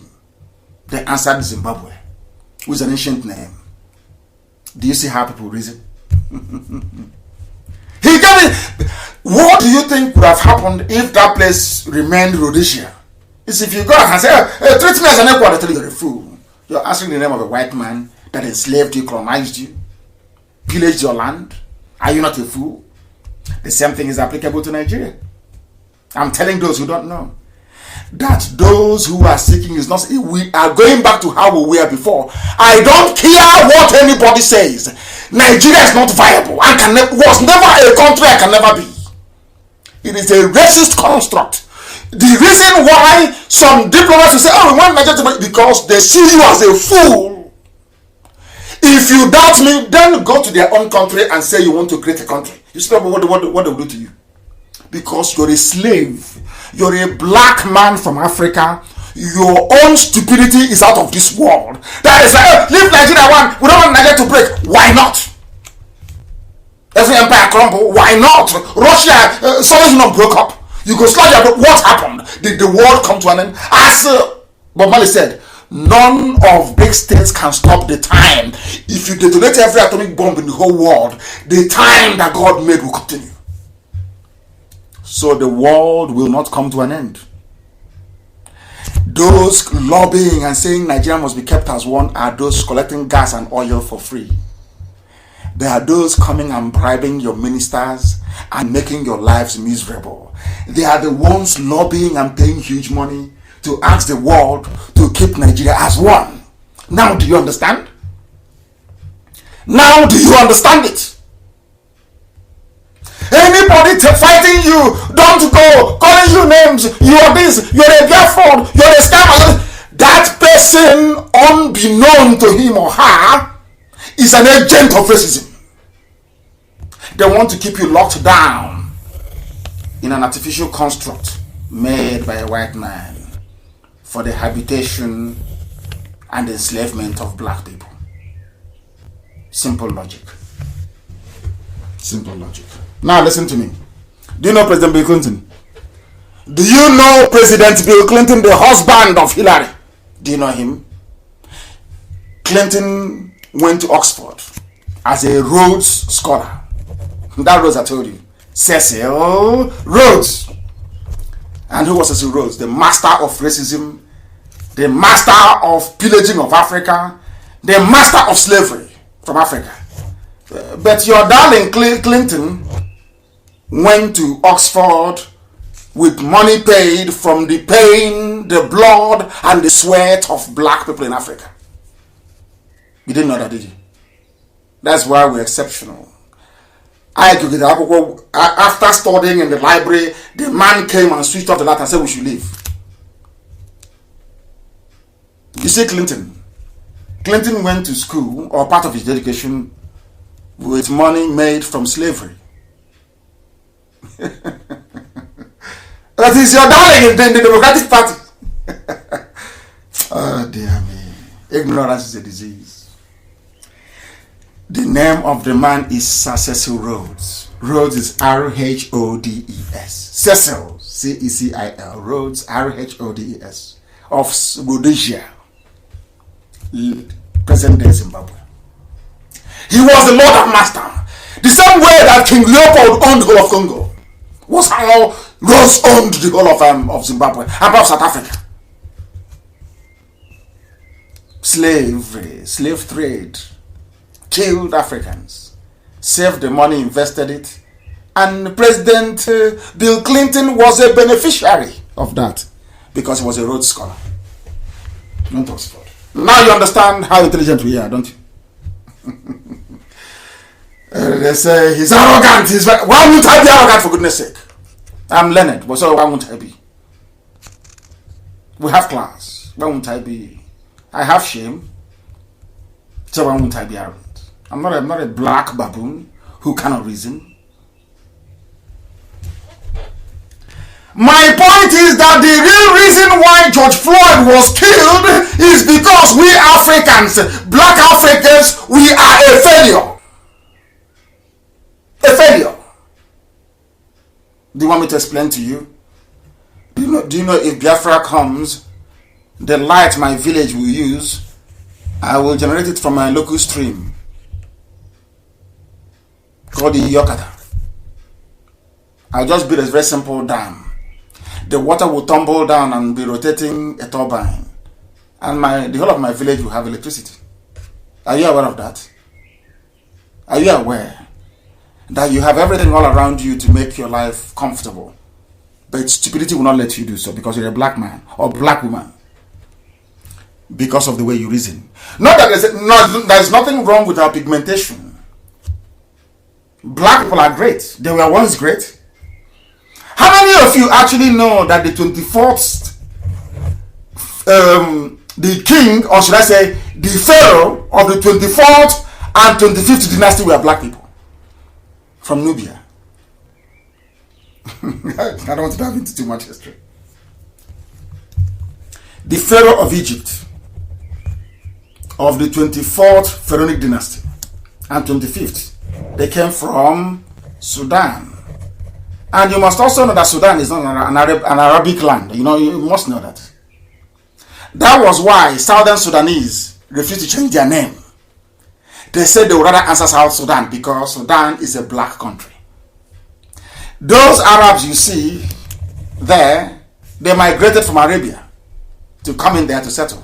The same thing with Libya. Libya is a black country. Morocco was a black country. The Phoenicians inhabited Egypt. The 24th and 25th pharaonic dynasty were black people. I said black. And it was very, very successful. It was a great era for the pharaohs. So that is why the name Sudan, the blacks of Southern Sudan did not want to abandon it for the Arabs from the north. Because the Arabs, like the Fulanis, are visitors. And I commend the Southern Sudanese for it. Fact. That is why anybody who's ever tried before to make black people reason, they've always killed that person. Apart from myself, because they know they can't kill me. Then they know. They have their meeting and they know they can't do anything. Once you try, that is one thing a white racist is afraid of. A white racist is not afraid of the likes of Oprah Winfrey or Black Magic Johnson or Michael Jordan, black billionaires. No, they're not afraid. The only thing that a white racist is afraid of is your capacity to reason. That is where they have the edge over black people. Reasoning. And they know it. That was why they killed Martin Luther King. That was why they killed a man, an American for that matter, who left the USA to come to Africa. His name was Walter Rodney. He was a visiting lecturer at University of Dar es Salaam in Tanzania. The CIA found him and they pumped 30 bullets into his head and he died. He wasn't a terrorist. In those days he was killed. His name was Walter Rodney. He wrote a treatise, How Europe. If you read that book and you cannot reason, then you're a baboon for life. And I will recommend it for every Biafran to read. How Europe underdeveloped Africa. You know, the funniest thing was, at my final year at the university, my project, or they call it thesis, the thesis I wrote was a critique of dependency theory. Him and Samai Ame's, lambasting of white people as being the reason why blacks are poor. I argued against Walter Rodney, who is my hero, by the way. That was my thesis. And you know what happened? You know, when you go to school in England, final year at the university, you write your thesis, 2 copies. You submit it, 2 copies. And after they must have examined and marked it, they return 1 to you. I submitted 2 copies. Nobody brought back my own copy for me till today because of what was contained in my thesis. My supervising professor was Professor Chiriakandat. I'll never forget that name. Professor James Chiriakandat. Anybody who knows. Very intelligent man. Very gentle. When I gave him the topic of my thesis, he said it is impossible. I said I will do it. Because before then I knew that the problem of a black man is a black man, and I was able to pinpoint that the difficulty, the stupidity of a black man resides in his brain, not in his hands or legs, in the brain. I knew that our brain had difficulties and needed fixing, and I wrote my thesis based on it. The white man, there were 3 that came. After reading my thesis, they took it. They never came back to me with a copy. That is to tell you. They killed Walter Rodney. They met him at the University of Dar es Salaam and killed him at the campus. They killed Patrice Lumumba. Go and read about these people I'm telling you. They killed Thomas Sankara, which you all know. They even killed Murtala Mohammed. I've told you this before. And do you know who was instrumental in the coup that led to the death of Murtala Mohammed? Gowon. Gowon was in England, in London. This Gowon they're seeing now praying. It's not that he started killing and planning the death of people. He was in London and he planned with the British Secret Service to kill Murtala Mohammed. What did Murtala Mohammed do? Exactly what Ojukwu tried to do. To indigenize our people. Murtala Mohammed changed the name of Union Bank. Sorry, the name of Barclays Bank to Union Bank. Standard Bank to First Bank. Changed British Petroleum, yes, BP, the same BP that Harold Wilson killed 5 million Biafrans because of BP. He changed the name from BP to AP. That is why you see AP filling stations, Africa Petroleum. It was made possible by Murtala Mohammed. And the British said, you ungrateful... What was it? It was Kanu'S. Not that he was... Fulani. It was Fulani. They said to him, "You ungrateful Fulani man, we are going to kill you." That was how they killed Murtala Muhammad. So he was killed actually by British secret agents, or secret service, so to speak. MI5 killed him. They made it like a coup through Dimka. They convinced Dimka all that rubbish because Dimka was from the Middle Belt, and so did Gowon.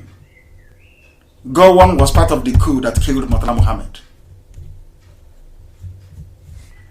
Murtala Muhammad was an intelligent man. He wanted to indigenize, and he was killed.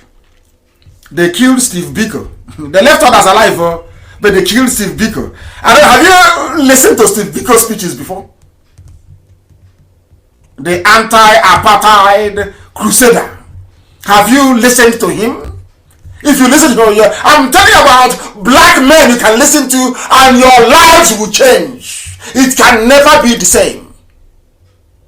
I'm not talking about Murtala Muhammad, though, please. Al-Majri. Not Murtala Muhammad. Martin Luther King, Walter Rodney, read his book. Patrice Lumumba, go and read about his speeches.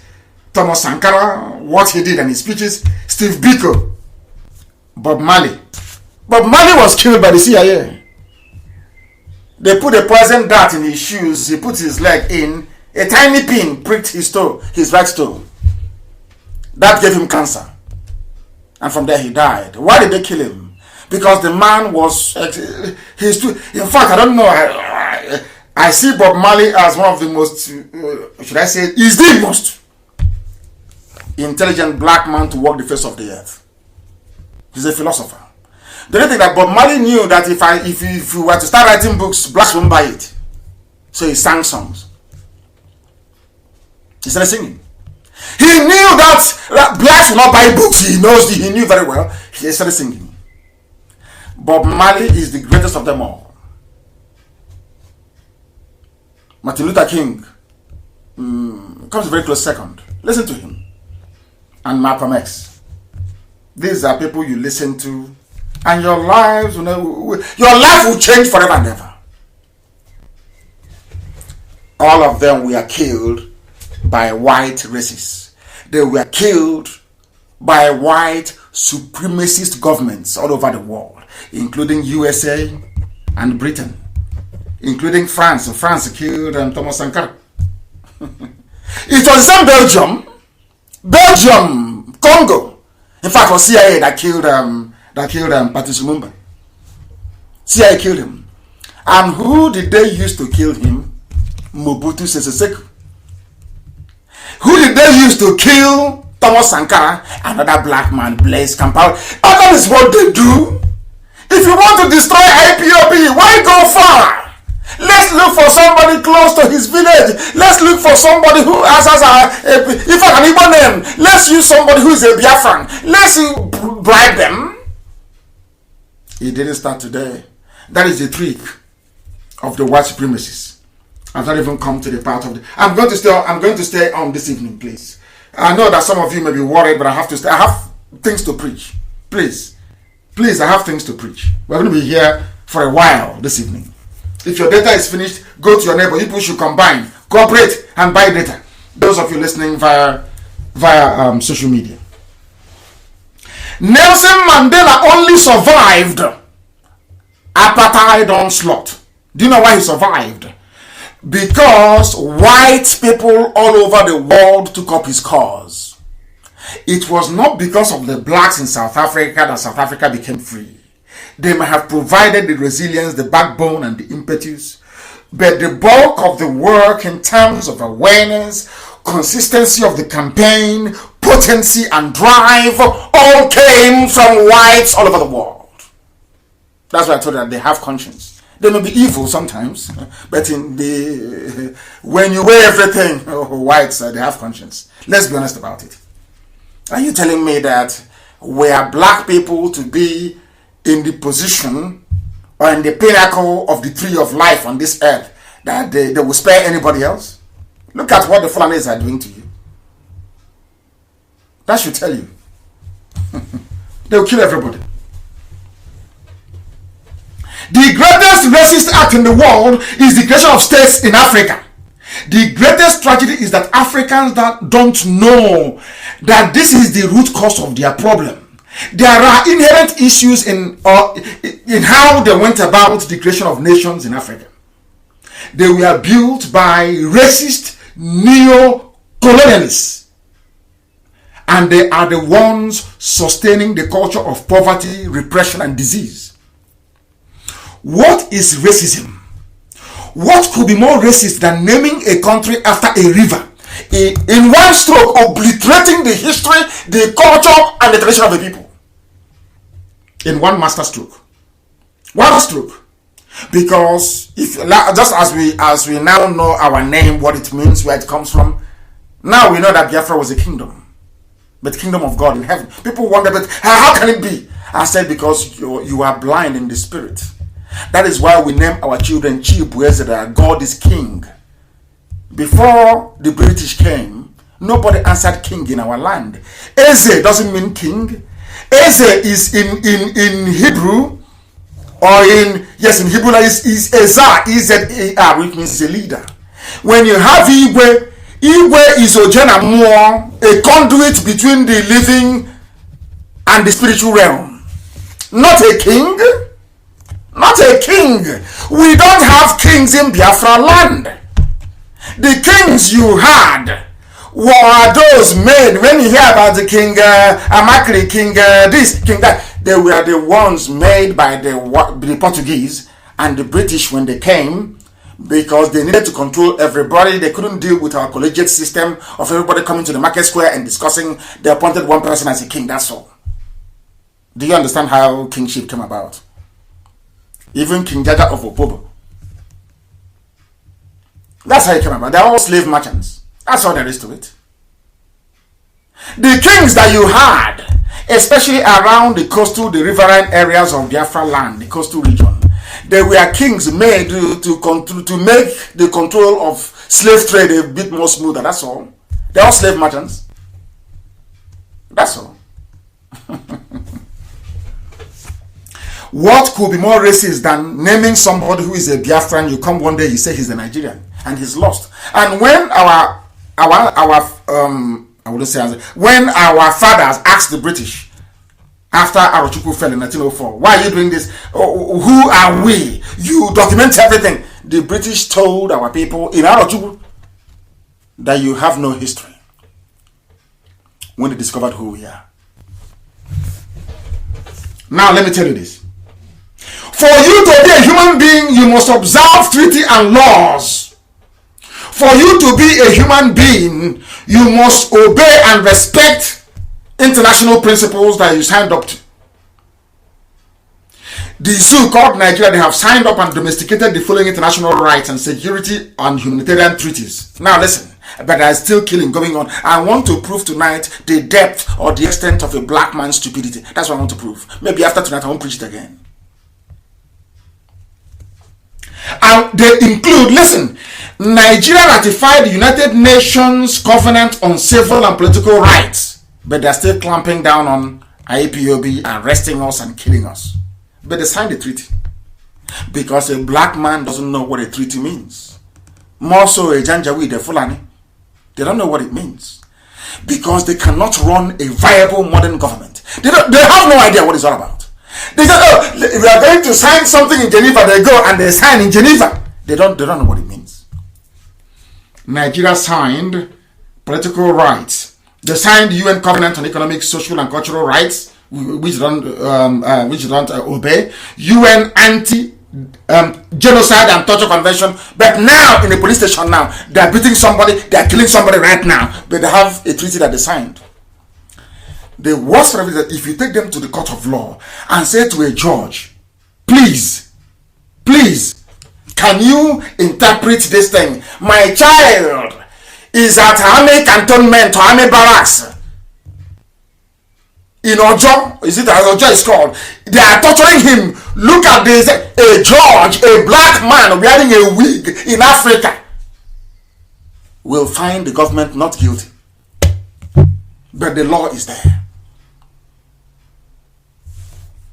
We have serious problem. want to read something which I would like Amaka to post, if she's still with us, because I know sometimes it can be a bit difficult. Listen very carefully, please.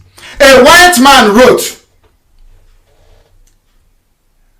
in Times magazine, he said, a decade after the genocidal murders of the Tutsis by the Hutus, Rwandans are still confronting the memory of their worst crisis. Today, listen, I want to know when this thing was published actually. It's an old publication. You know what he said? Today, the Janjaweed are similarly butchering black people in Darfur by the thousands, yet the UN has refused to call it genocide.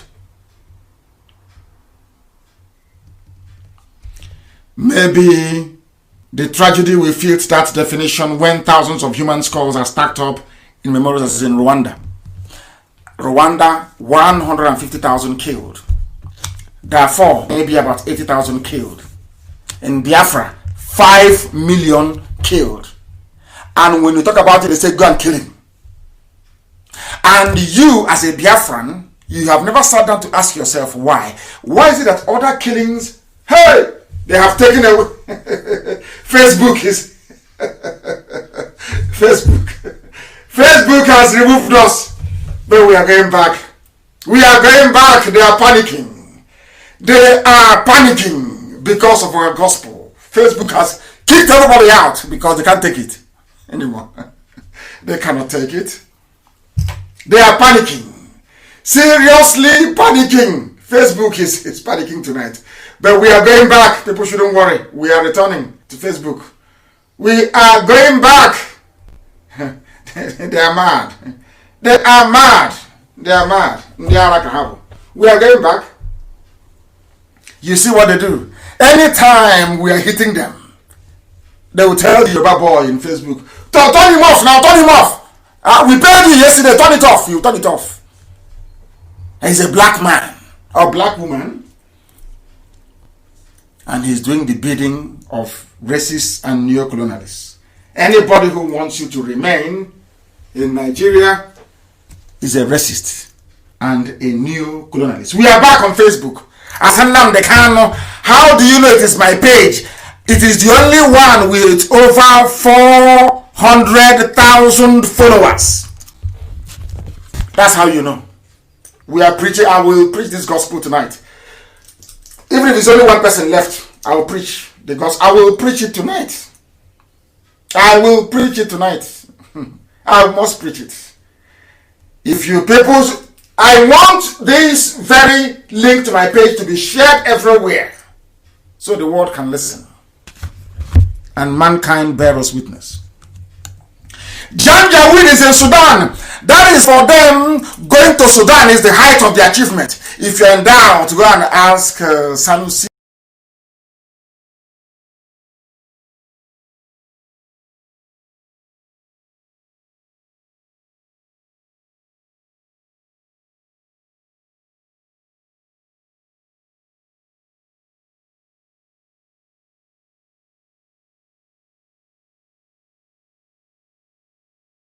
Lamido Sanusi.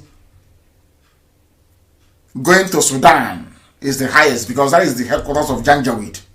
And the next headquarters they want to build is in Biafra land. These are the things you must understand. You must also begin to appreciate that that is why we do what we do. Now I have come to the main. It's unbelievable. I have taken nearly 2 hours laying out the preamble. Now I want Aisha to listen very carefully. And all those of you, those that coronavirus have not killed yet in Asorok, I need you to listen and listen very, very carefully. I want you to know what I will do to you. After this broadcast, you will know. If you don't release Olisametu, I want you to know what I will do to you. Because tonight, for delaying in the release of Olisametu, I gave you 14 days, but I thought about it and I said, no, it's too long. It's too far. For delaying the release of Olisametu, I am going to give the whole world, I'm going to expose to the world a history you have been hiding for long.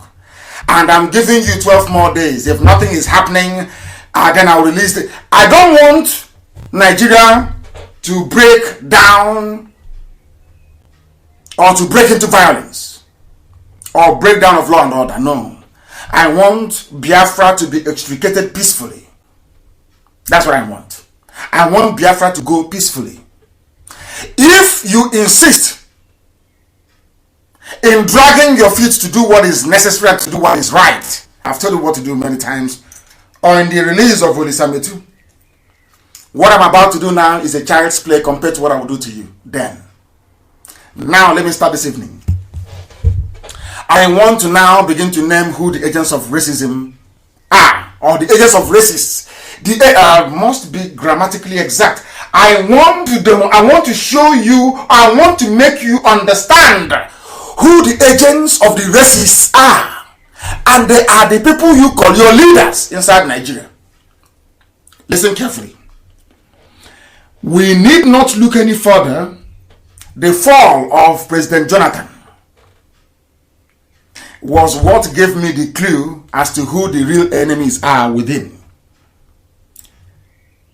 And you must know that Jonathan was toppled by a black man, Barack Obama.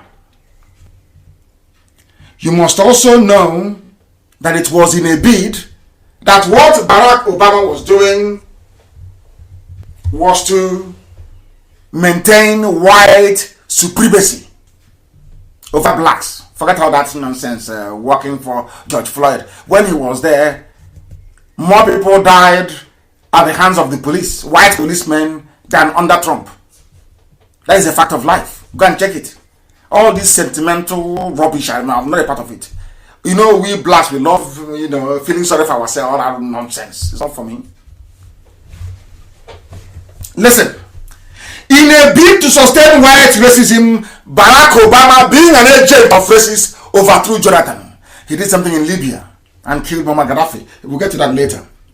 Gowon was the agent too. As I told you, he had a hand in the killing of Murtala Mohammed. Now I am letting them know. Now, today he's a prayer warrior. Now, the Northern Cabal conspiracy against Jonathan, the Fulani elite, they are agents of racists. Fulani, those you call the Cabal. Fulani, they used to call them the Kaduna Mafia before. All those people that you see being controlled by Abba Kyari before he died, they are agents of racists abroad. They are your problem. A white man is not your problem. I want blacks to understand this all over the world. A white man is the least of your problems. Your problem is your stupidity, number one, and secondly, the treachery of most black people. How? You ask me. Now follow this sequentially, please. Get your pen and paper ready. Get your pen and paper ready, please. And note this history. I'm telling you something that newspapers cannot publish. They cannot publish it. That is why everywhere they are listening to Radio Biafra right now, this minute, this second. Listen to this. Goodluck Jonathan was inaugurated in his own right after the death of Yar'Adua. He contested and won in 2011. He was sworn in on the 29th of May 2011. Write that date down. May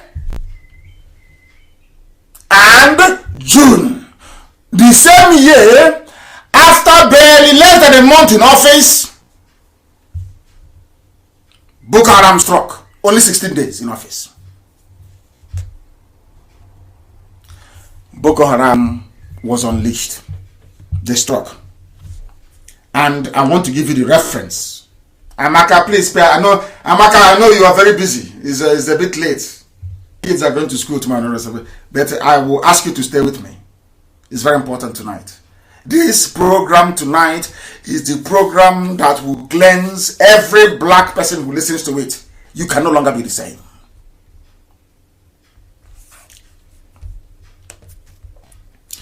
There was a news carried by VOA. I will give you the title of that publication. It's called Islamist Group Claims Responsibility for Nigeria Bombing. 16 days after Jonathan was sworn in 2011, the plan to remove him started. And I am making this assertion so when I go to the US, Obama can sue me. I am making it very clear right now here that President Barack Obama is a jihadist. He's a murderer and he's a killer. Listen carefully. Obama is a murderer and a killer. Obama never loved black people or loved Africa. No, no, no, no, no. And I'm proving it to you now. With facts and with figures. Somebody saying they were listening to me, but it's cut off. I hope and pray that people are back. They are back. We are nearly at 6,000. Doesn't matter. We'll continue. Keep sharing it. So that Facebook will be... Mad people everywhere. Jonathan was sworn in May, and in June, the Fulani Janjaweed started to kill people. They did not agitate like Ipob. They were not peaceful. They wanted power by all means, and they started to kill their so-called fellow Nigerians to achieve it. And who was helping them? Obama. This news was reported by VOA on June 15, 2011. Militant Islamic group Boko Haram is claiming responsibility for a suicide bombing outside police headquarters in Nigeria's capital, Abuja, on Thursday. Who are the sponsors? Sali Ndume, who is the chief negotiator, Muhammadu Buhari, who said an attack against Boko Haram is an attack against the North, Buhari. Knowing all these things, knowing that Buhari was in bed with Boko Haram terrorist group, why did the Yorubas vote for him? Yoruba, why did you vote for him? Why? I'm asking a simple question. Because you are all agents of racists all over the world. You want to hold people down. You don't like fairness. You don't like justice. Jonathan must be removed because Nigeria is an Islamic country. Some of you don't know this. I was told when I was in detention in DSS dungeon that Nigeria is an Islamic nation. They don't want any Christian in Asrock. So you don't know that? You don't know that Jonathan was an aberration. They used Obasanjo to compensate the Yorubas for the laws for the killing of Abiola. He's their lackey anyway, he's their lapdog. That's why I cannot speak. Jonathan was a mistake. And after that, they sealed it. That's why they were touting Tinubu. Rather than presidency go to an Igbo man, rather Tinubu, who is a Muslim, will take it. Don't you understand that?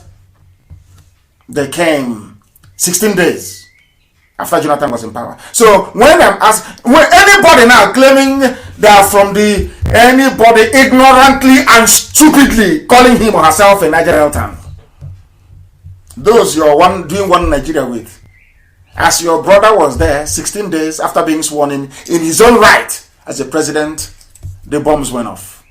These are the people you're in one Nigeria with. All of you are hypocrites. According to VOA is here. The attack came.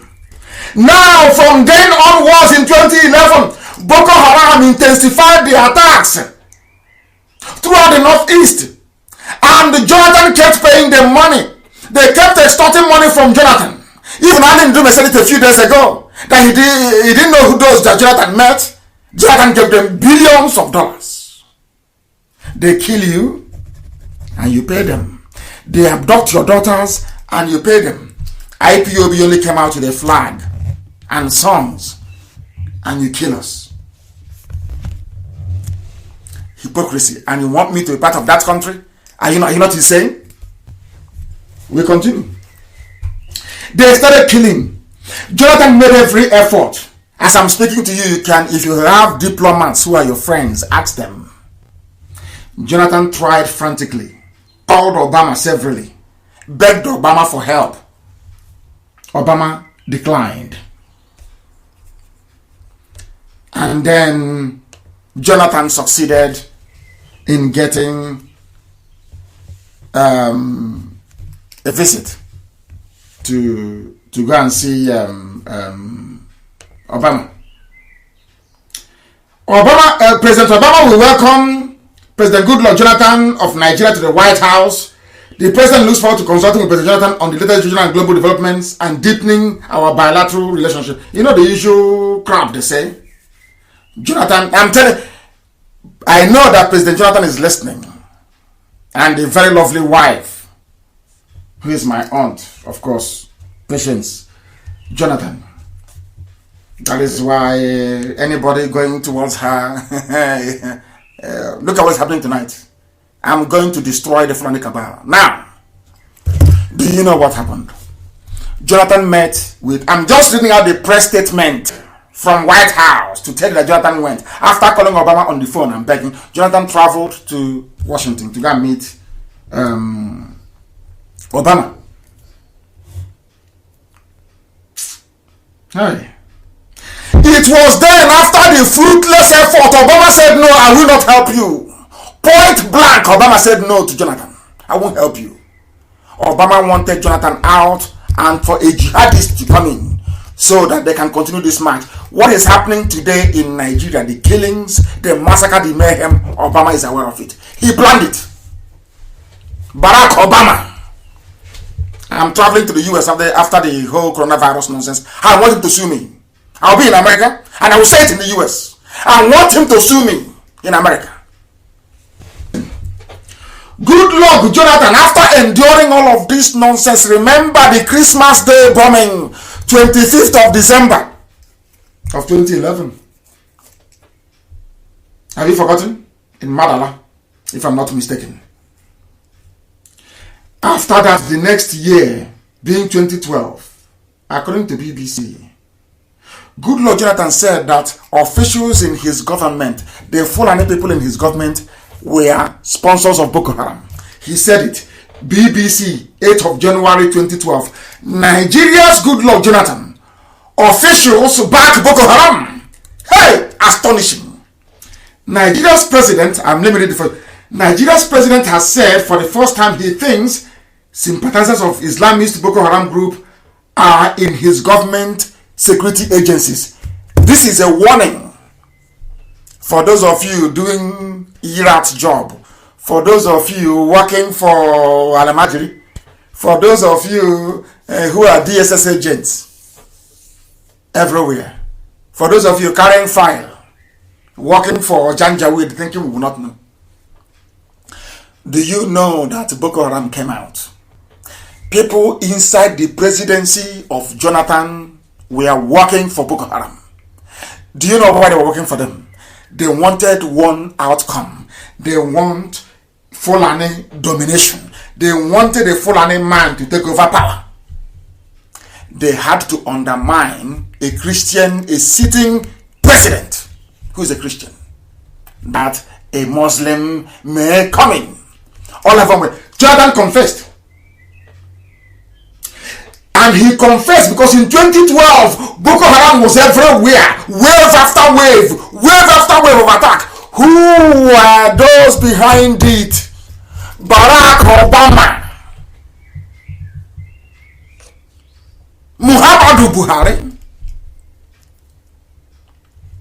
and the Islamic Janjaweed movement. That was when what you're seeing happening today, the killings in the north, did not start now. It was conceived by Obama, President Barack Obama of America. That is to tell you that blacks are serving whites, even if they are president or ex-president. Jonathan was pleading. Barack Obama said no. And the Boko Haram went into overdrive. Every Fulani billionaire, all the money they have made, they were giving it to Boko Haram. Compared to IPOB. Nobody has come out from the presidency of the zoo in Aisha's administration to say we gave Boko Haram XYZ. But they can publish what they claim. I am paying our lobbyists in America.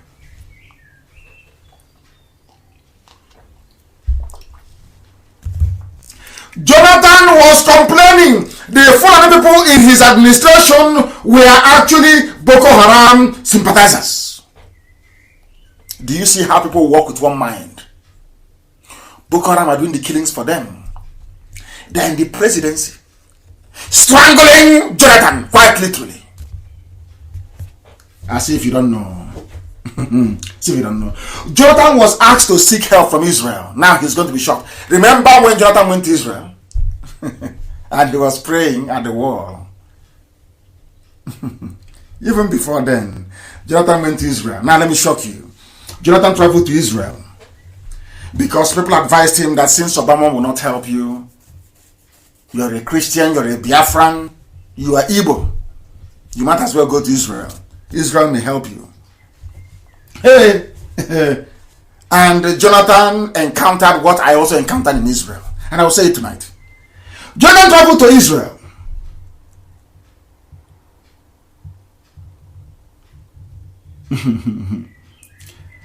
They asked him, do you know who advised him to go to Israel?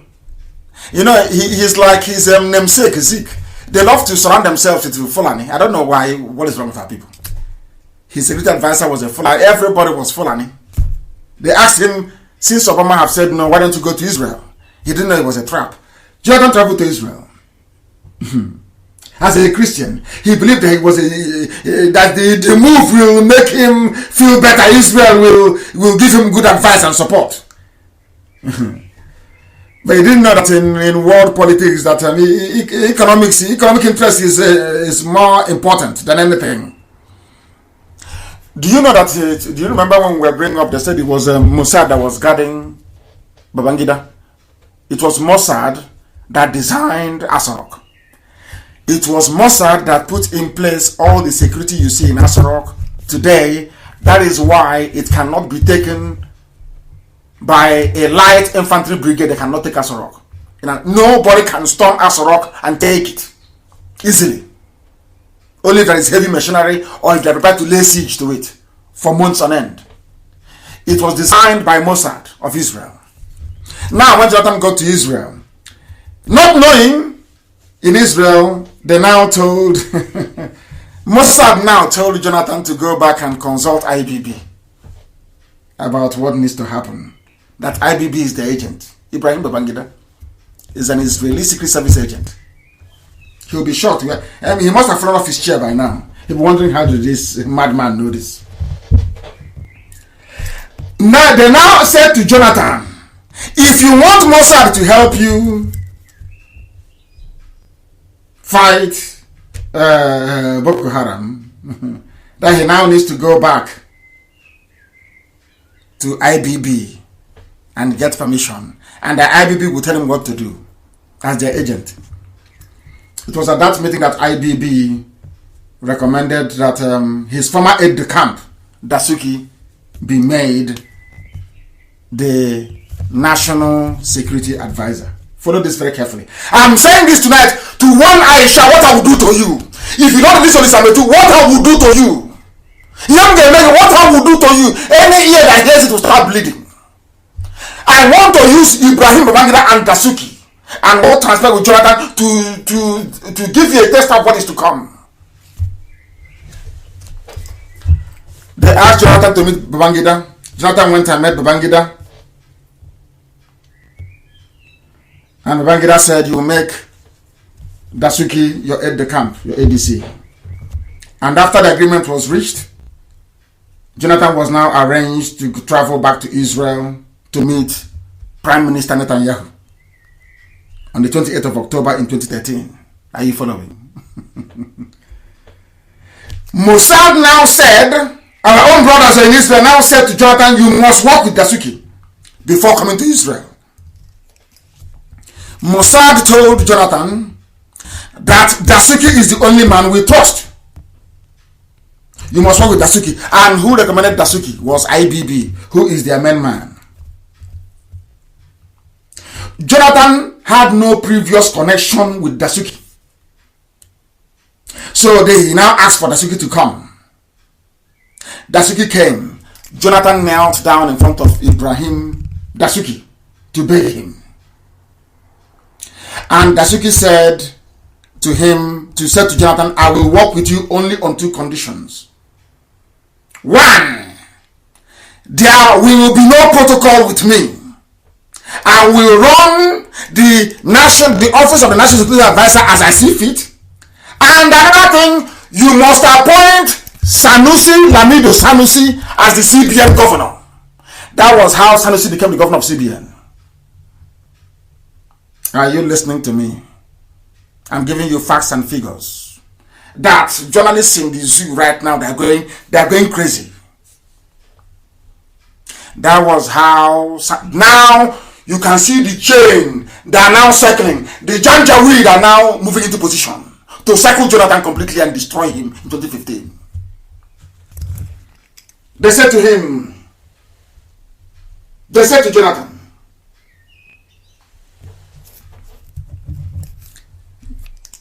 Dasuki said to Jonathan, appoint my fellow Janjaweed, appoint Sanusi as the central bank governor, and you must give me access to central bank to take however much money I want without protocol. And to facilitate that, I need my own fellow Janjaweed, my own brother, my own fellow Islamist in Sanusi there. So when I go to take the money, nobody will talk. Jonathan agreed and gave his approval. As soon as Jonathan accepted the demands, the Northern Cabal now mounted the pressure. Go and check the media. They now mounted the pressure for Lieutenant General Andrew Aziza to be replaced. I have the secret. The only reason why I don't want to release it, I don't want Nigeria to, people have died too much. I don't want people to die.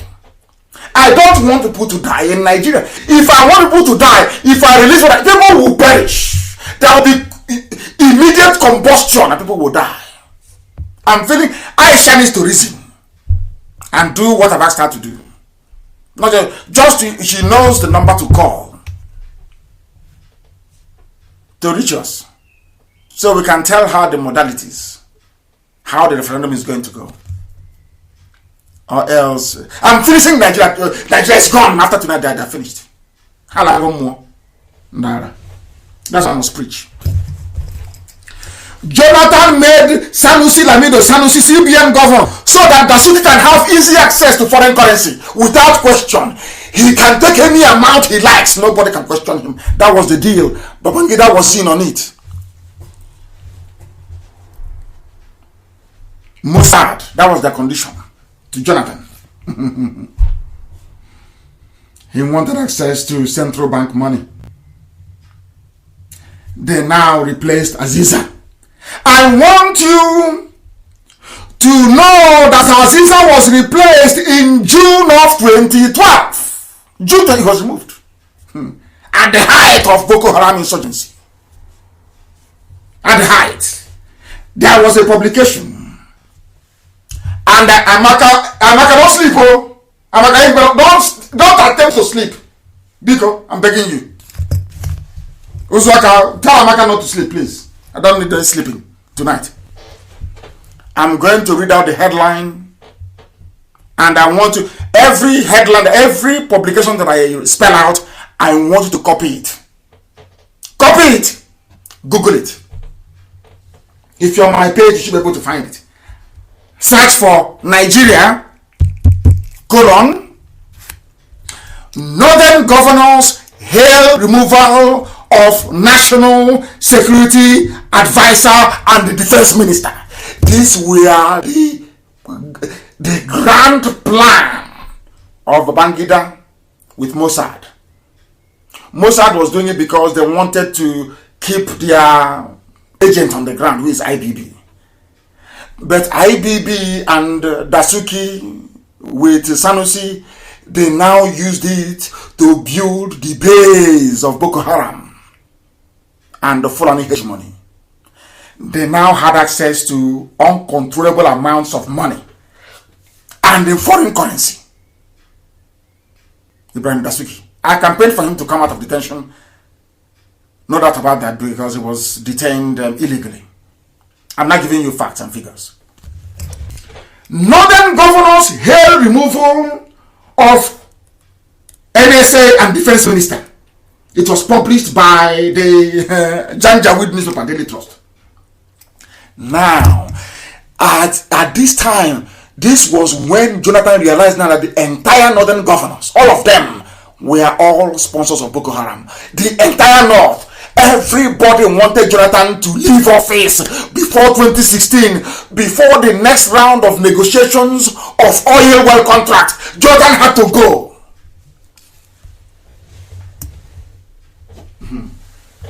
Listen, the Northern States Governors Forum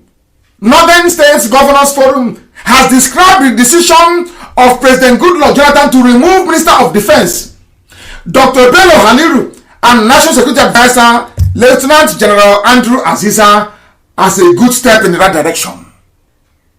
These were the people fighting Boko Haram.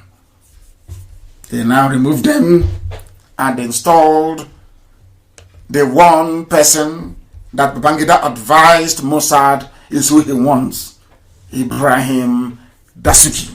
And Dasuki now said, I want a central bank governor that I can take money from without any question. They now recommended Lamido Sanusi Lamido. I think that's it. Sanusi Lamido. I don't know how it's pronounced. The cabal now used Dasuki to create a very strong impression before Jonathan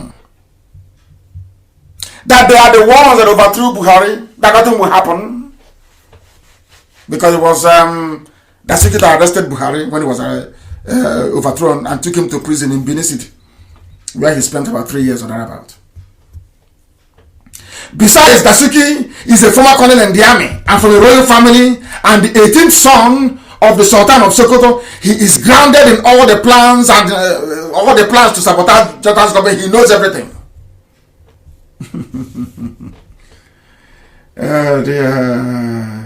So the keeping of Dasuki in detention was a game plan. They know they all stole the money. And what I'm saying tonight is that Dasuki that gave money to Olisametu is not in prison, but Olisametu is in prison.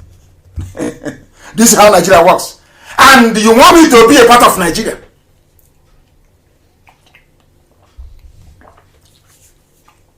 You accuse me of stealing, you jail me. But the person that gave me the money that you caught me with is walking about freely. Is that justice? Is that fairness?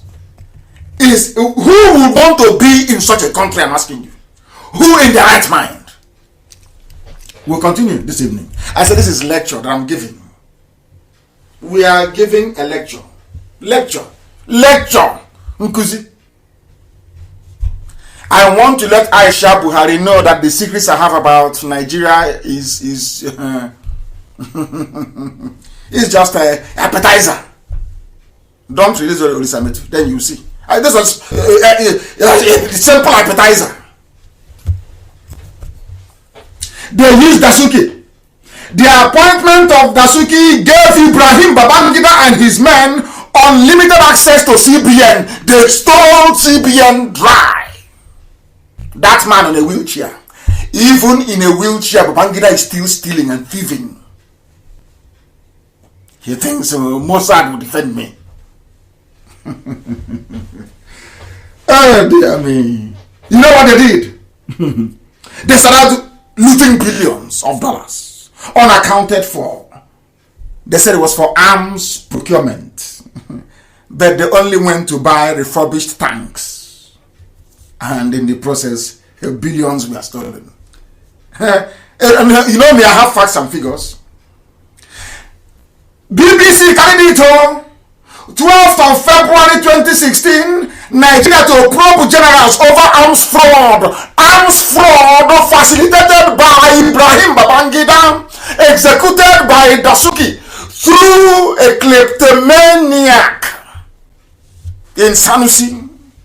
Or Fulani, because of Jonathan's cowardice, Fulani Caliphate, the Janjaweed, the feudal lords, they made nothing less than $11 billion US.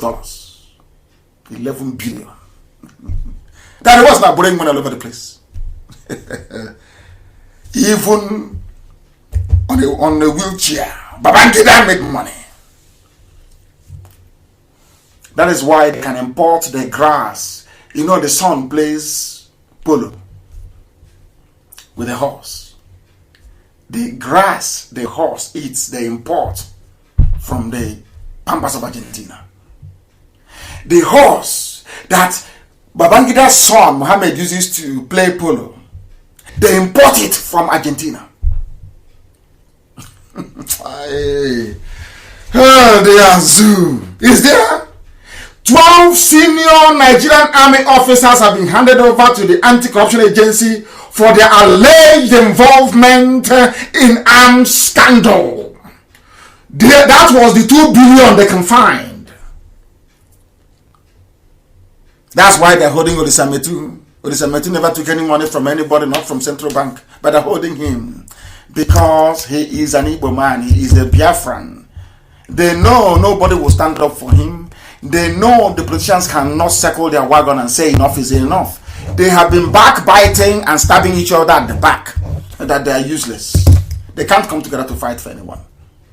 It is there for us to fight for them, and we shall continue to do so because it's the right thing to do. Generals indicted, or should I say, of course, indicted. That's Nigeria for you. We'll continue. I'm giving you facts, I'm giving you figures.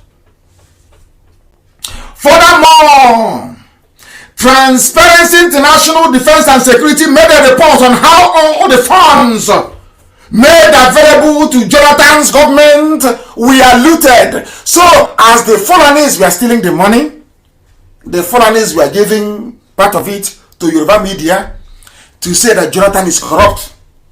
And Jonathan, being a gentleman who cannot speak for himself, was helpless. Obama wanted him out. Israel that he went to, as he ran to them as a brother, they referred him again to Muslims.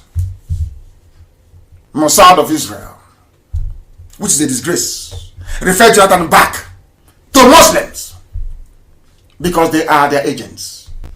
Agents against your own people. Agents against your own people. Terrible.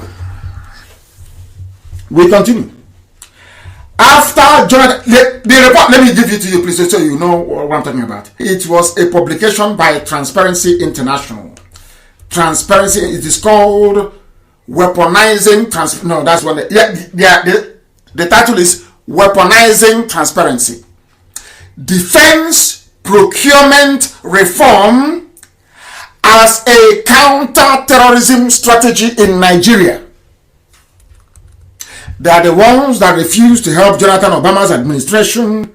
But now that Jonathan had gone to Israel and Israel said, do what Babangida asked you to do, which is to appoint Dasuki. And Dasuki said, before I can take it on, you must appoint Sanusi to give me access to money. They are now blaming Jonathan again for corruption in PDP. Corruption everywhere. We are rats. It is Fulani that we are taking all the money. The same thing they're doing today. That's the way they are. To loot, as Lugard said. Transparency International. No weapon came. Instead of Obama to give weapons directly to Jonathan to go and fight Boko Haram, they asked them to go and bring the money and buy. Jonathan, before Jonathan could get at the money, they said, you must push Kasuki and Sanusi Lamido. And that was the end of it. And instead of fighting Boko Haram, they were busy looting all the money and people were dying. Unbelievable. There are plenty. Very many of them. That was how. This is just a snippet. That was how Jonathan's administration crumbled. That was how it crumbled. Had Israel given him support direct, as Israel gave to Babangida after the coup attempt by Maman Vatsa. Was it Vatsa's one or of that failure of Obama? That is why Christians are being killed today. And to an extent also Muslims. There are reports everywhere They are claiming that I'm talking to America, I am lobbying America, I am paying so much money to lobby America for the killing of Christians, but it is a fact. And it is here. The full list is here. And Miyeti Yala is a terrorist organization. No one has prescribed them. They are still there. The killings are just too many. Which one will I read out and which one will I abandon? Who the man responsible anytime there is killing in the northern part of the zoo called Nigeria? The person that should come to your mind first is Obama. Second is Buhari. Third is Ibrahim Babangida. Fourth is Ibrahim Dasuki. Fifth, you have Sanusi, Lamido Sanusi. Sixth, you have the northern governors, the Sharia North. They are the reason why people are dying today. And they have the temerity to blame Jonathan. They have the temerity to blame the terrorists when they themselves are the ones that used it to leverage it, to siphon and to loot as much as possible. There are headlines all over the world attesting to the fact that Christians in Nigeria, Christians, they are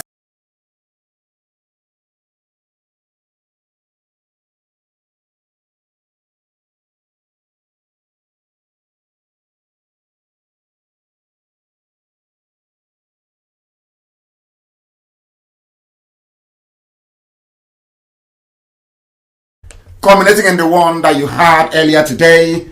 69 people killed in Borno. That is the gift of Fulani to you. And after all these shenanigans, after all this looting, killing, subterfuge, deception, and lies, somebody will come out and say, I am from the north. I want to contest in 2023. And some of you fools will say, that is what I said. A black man, your problem is in your brain. Nowhere else. Any day you learn to reason properly, all your problems are solved. You have running water, you will have electricity, and even Elohim might bless you. We are live and we are direct. The world is listening. The time now is approximately 20 minutes to 10 p.m. in the land of Biafra. What I preach is gospel. Let them, don't release all this Sametu now. You will see what will happen.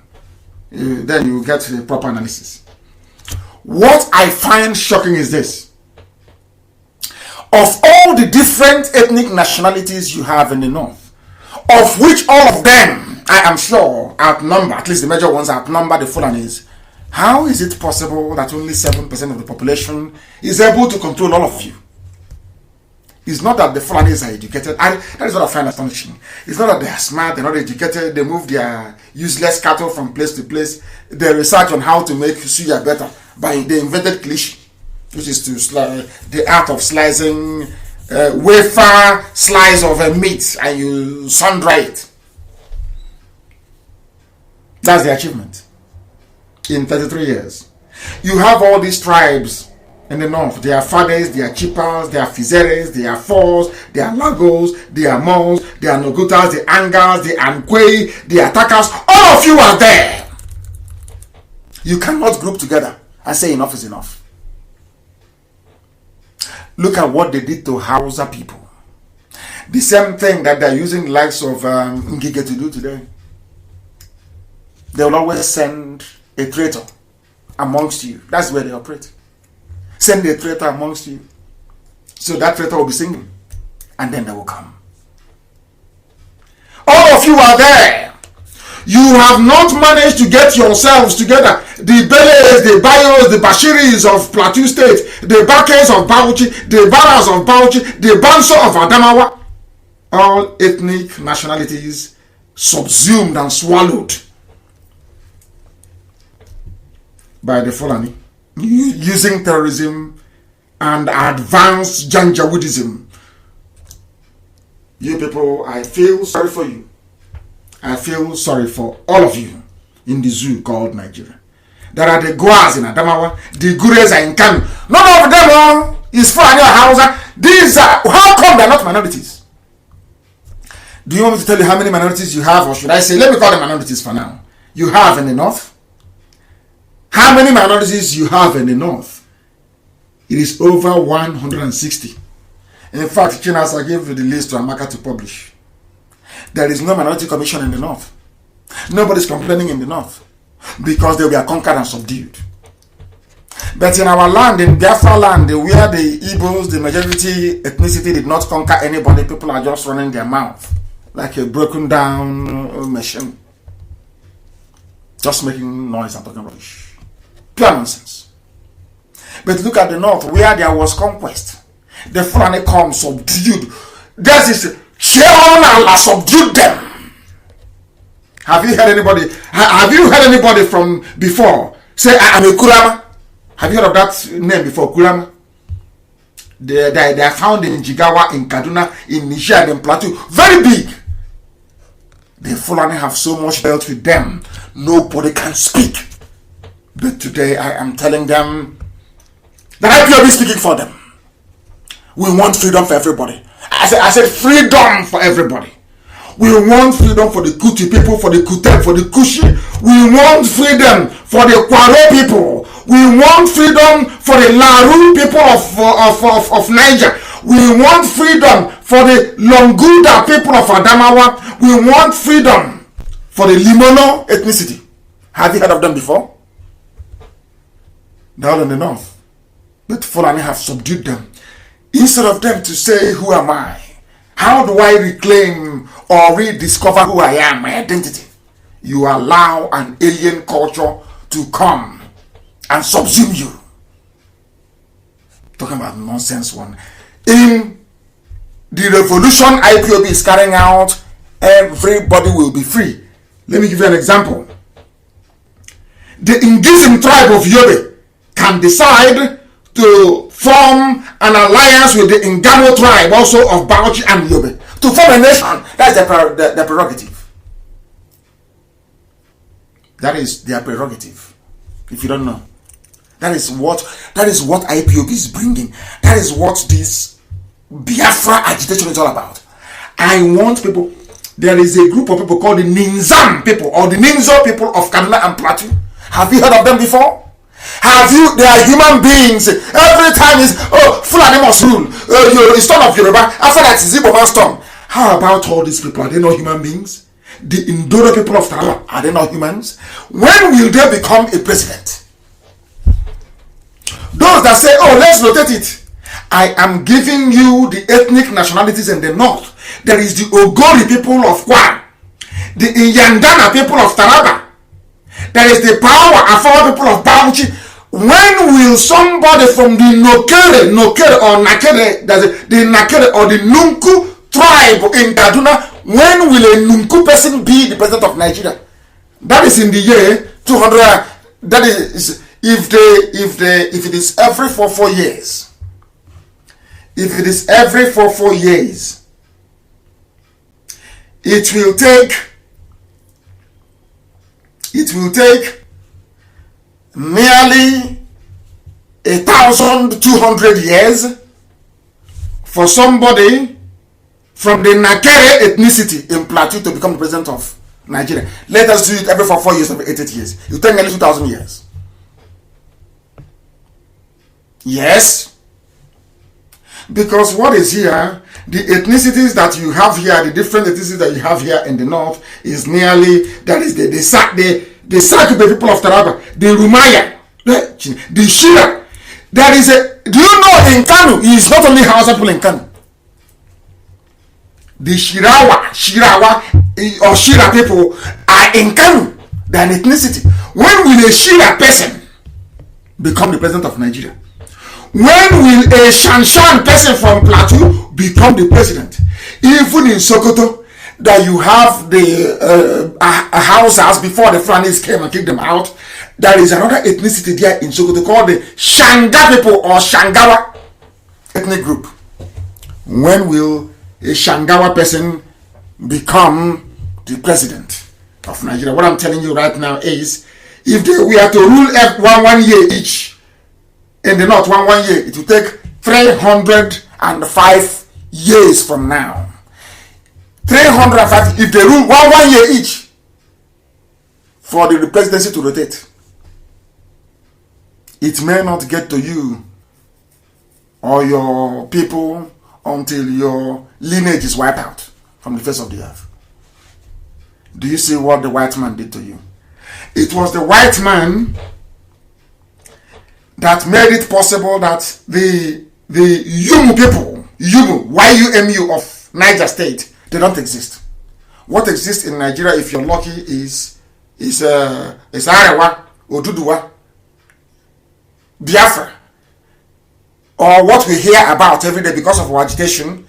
You know, you've heard about Igbo, you hear about Ibibio, you know about Efik, you know about Ekoi, you know about Ejaram, you know about Oron, you know about Anang, of course all of the Anang, I don't know, they're all Ibibio. You know about Ison, you know about Urobo, you know about Ishekiri, you know about Isoko,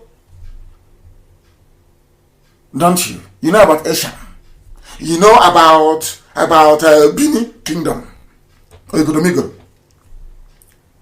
Why have you asked yourself this question? If Biafra is a bad thing, how come I can sit down and name all these people off my head, but nobody have heard about the Yandana people of Taraba? Because they are under bondage. The Wukun people, the Jukun, under bondage. The Yegan people of Plateau, under bondage. The Zion people of Bauchi, not just Hausa, Zion, most of my Christians, they are under bondage, and who hears about them?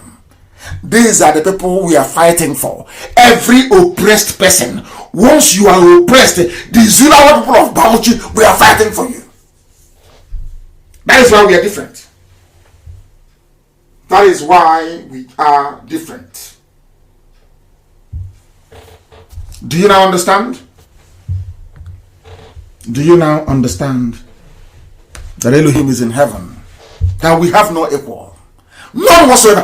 All these people, are they not? How can a white man come with one stroke of the pen, the history, the culture, the life of the Wukun people not known, the Wamba people, they are not known, the Waji people of Bauchi not known, the Waka people, W-A-K-A, of Taraba, nobody knows them anymore. They are gone. Because of what one white man did.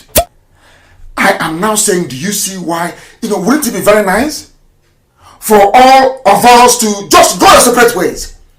And then, if you want to be in a country together with everybody, you go. People are asking me, have you lobbied Islam people? Have you lobbied Ibibio people? Have you lobbied Efik people? Okay. So you know it is good to lobby people before you take them into a nation together. Why can't the same thing apply in Nigeria? Won't it be very nice? I want to know about the culture of the Zabara people of Niger State. I just want to know.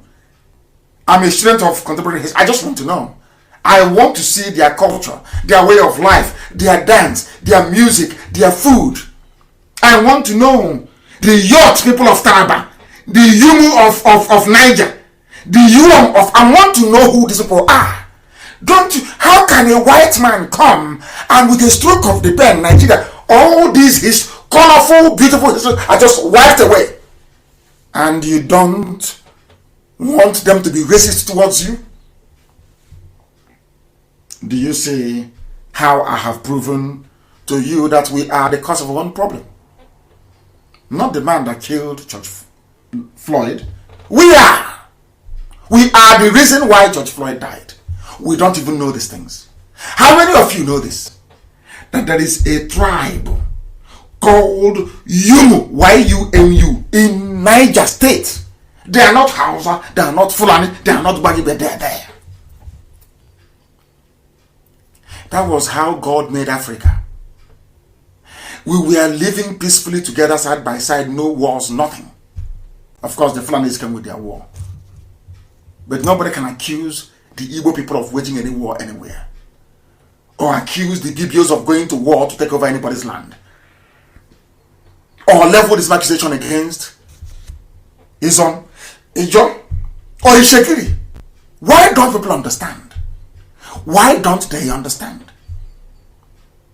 that we want to free everybody from the bondage of this zoological republic called Nigeria?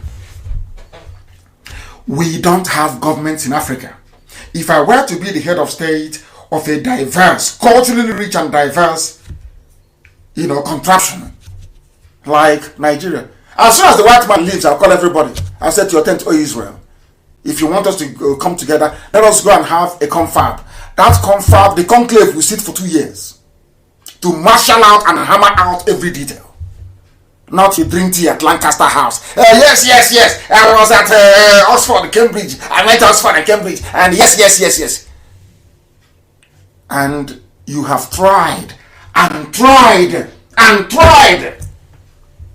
to maintain that very thing the wise man created. You have failed for nearly 60 years. You have failed. You're a failure. And you're continuing with it. Every 4 years you renew your idiocy. You call it election and voting every 4 years. Because you're a black man. Because your brain cells don't engage. Because you're not analytical. Because you're not critical. We don't have governments in Africa that reflect the essence of what Africa should be. Africa should not be like Europe. No! I say no! It shouldn't be like Europe. Let everybody go back to their ethnicity. Go back to where you come from. And start from there. Go back to your village. Go back to your homes. Not converging in Abuja and in Lagos like a bunch of idiots. Spain is a country governed by Spanish laws. Even Catalonia, they have their own laws. You have English people in England speaking English language and making laws in English.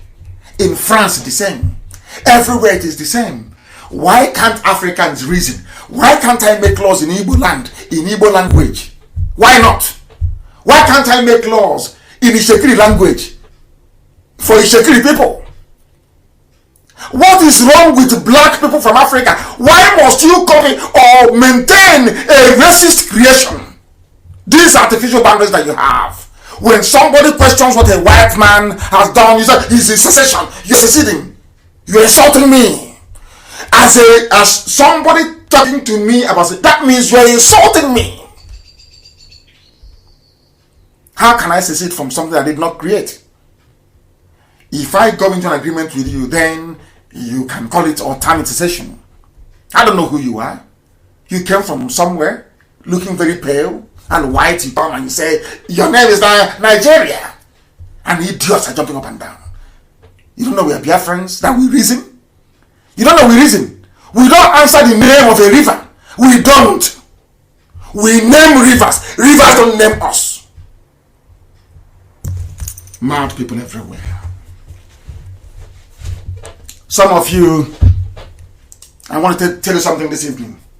I want to teach you something this evening that some of you don't understand. There is a place called Katsina Allah in Benue State. That Katsina Allah was created in 1914. It's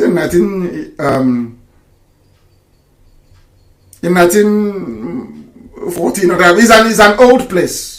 Katsina Allah. Hausas used to come there in Benue State. They used to trade. They used to come there. And they gave it their name. The name Katsina Allah is not original to that part of Benue State, if you don't know. But there's something very, very important. It is the location of the very ancient Nok culture. Some of you don't know this. Nok. N-O-K.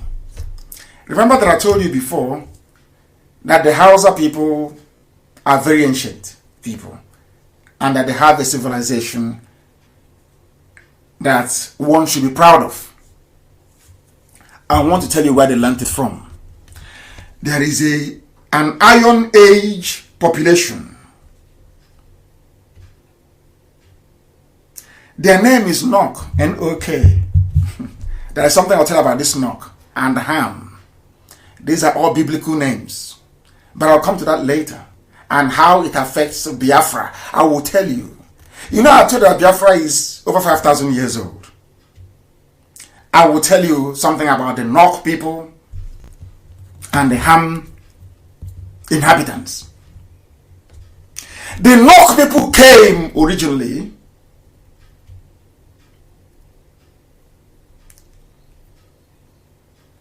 from Benue State. It was when the Hausas came that they copied their bronze works, how to smelt tools, and how to forge tools, and took it back to Zaria. That was how the Hausa people learned to build a musket, a gun.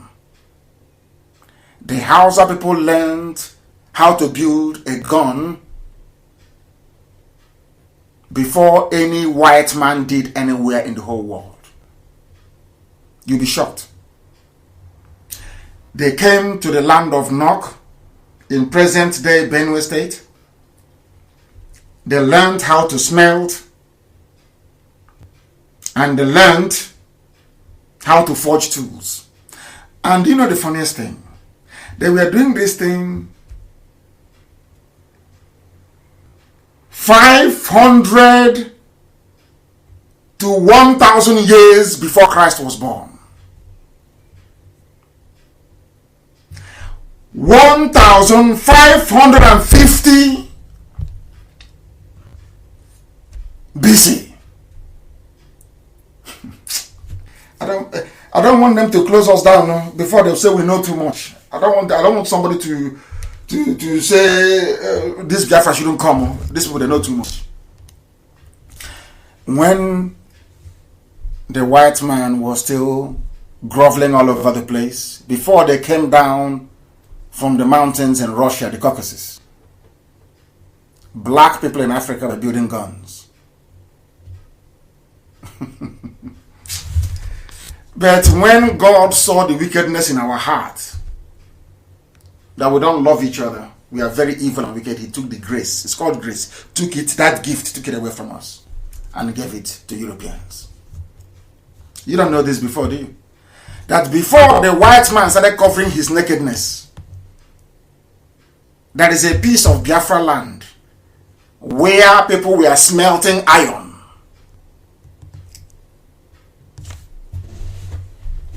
From where the Hausa people learned how to mold and build a gun. They gave that place their name, Katsina Allah, in remembrance of, in memory of Katsina, the proper Katsina itself, that had a Hausa king there. A Habe monarch was in Katsina. A Habe monarch was in Gobert. A Habe monarch was also in Kanu.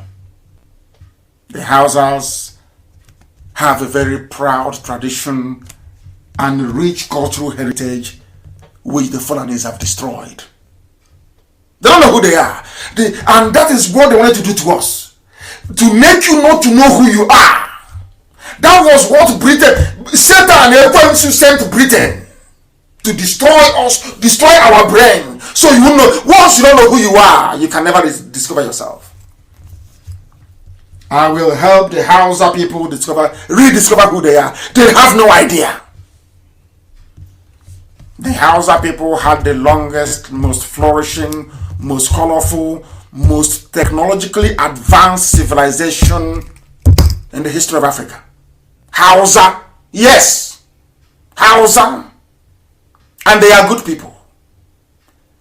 If you see an evil or wicked Hausa man, I can assure you he has Fulani blood in him, or he has been corrupted by Fulani. An original Hausa man is an upright, honest human being before God and before man. I'm telling you the truth.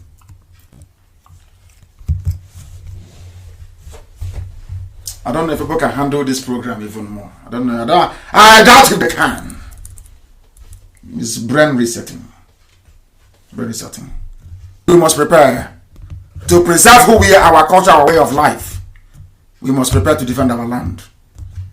Because those that want our population to be reduced, they are working very, very hard.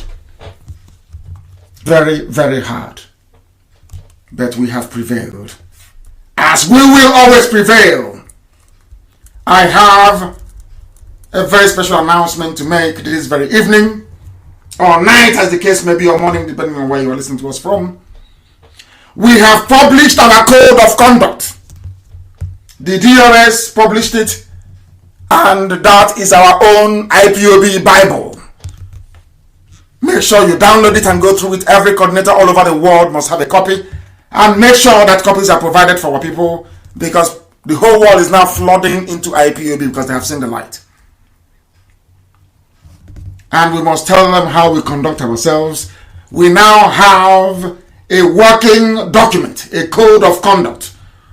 We have also set up a conflict resolution committee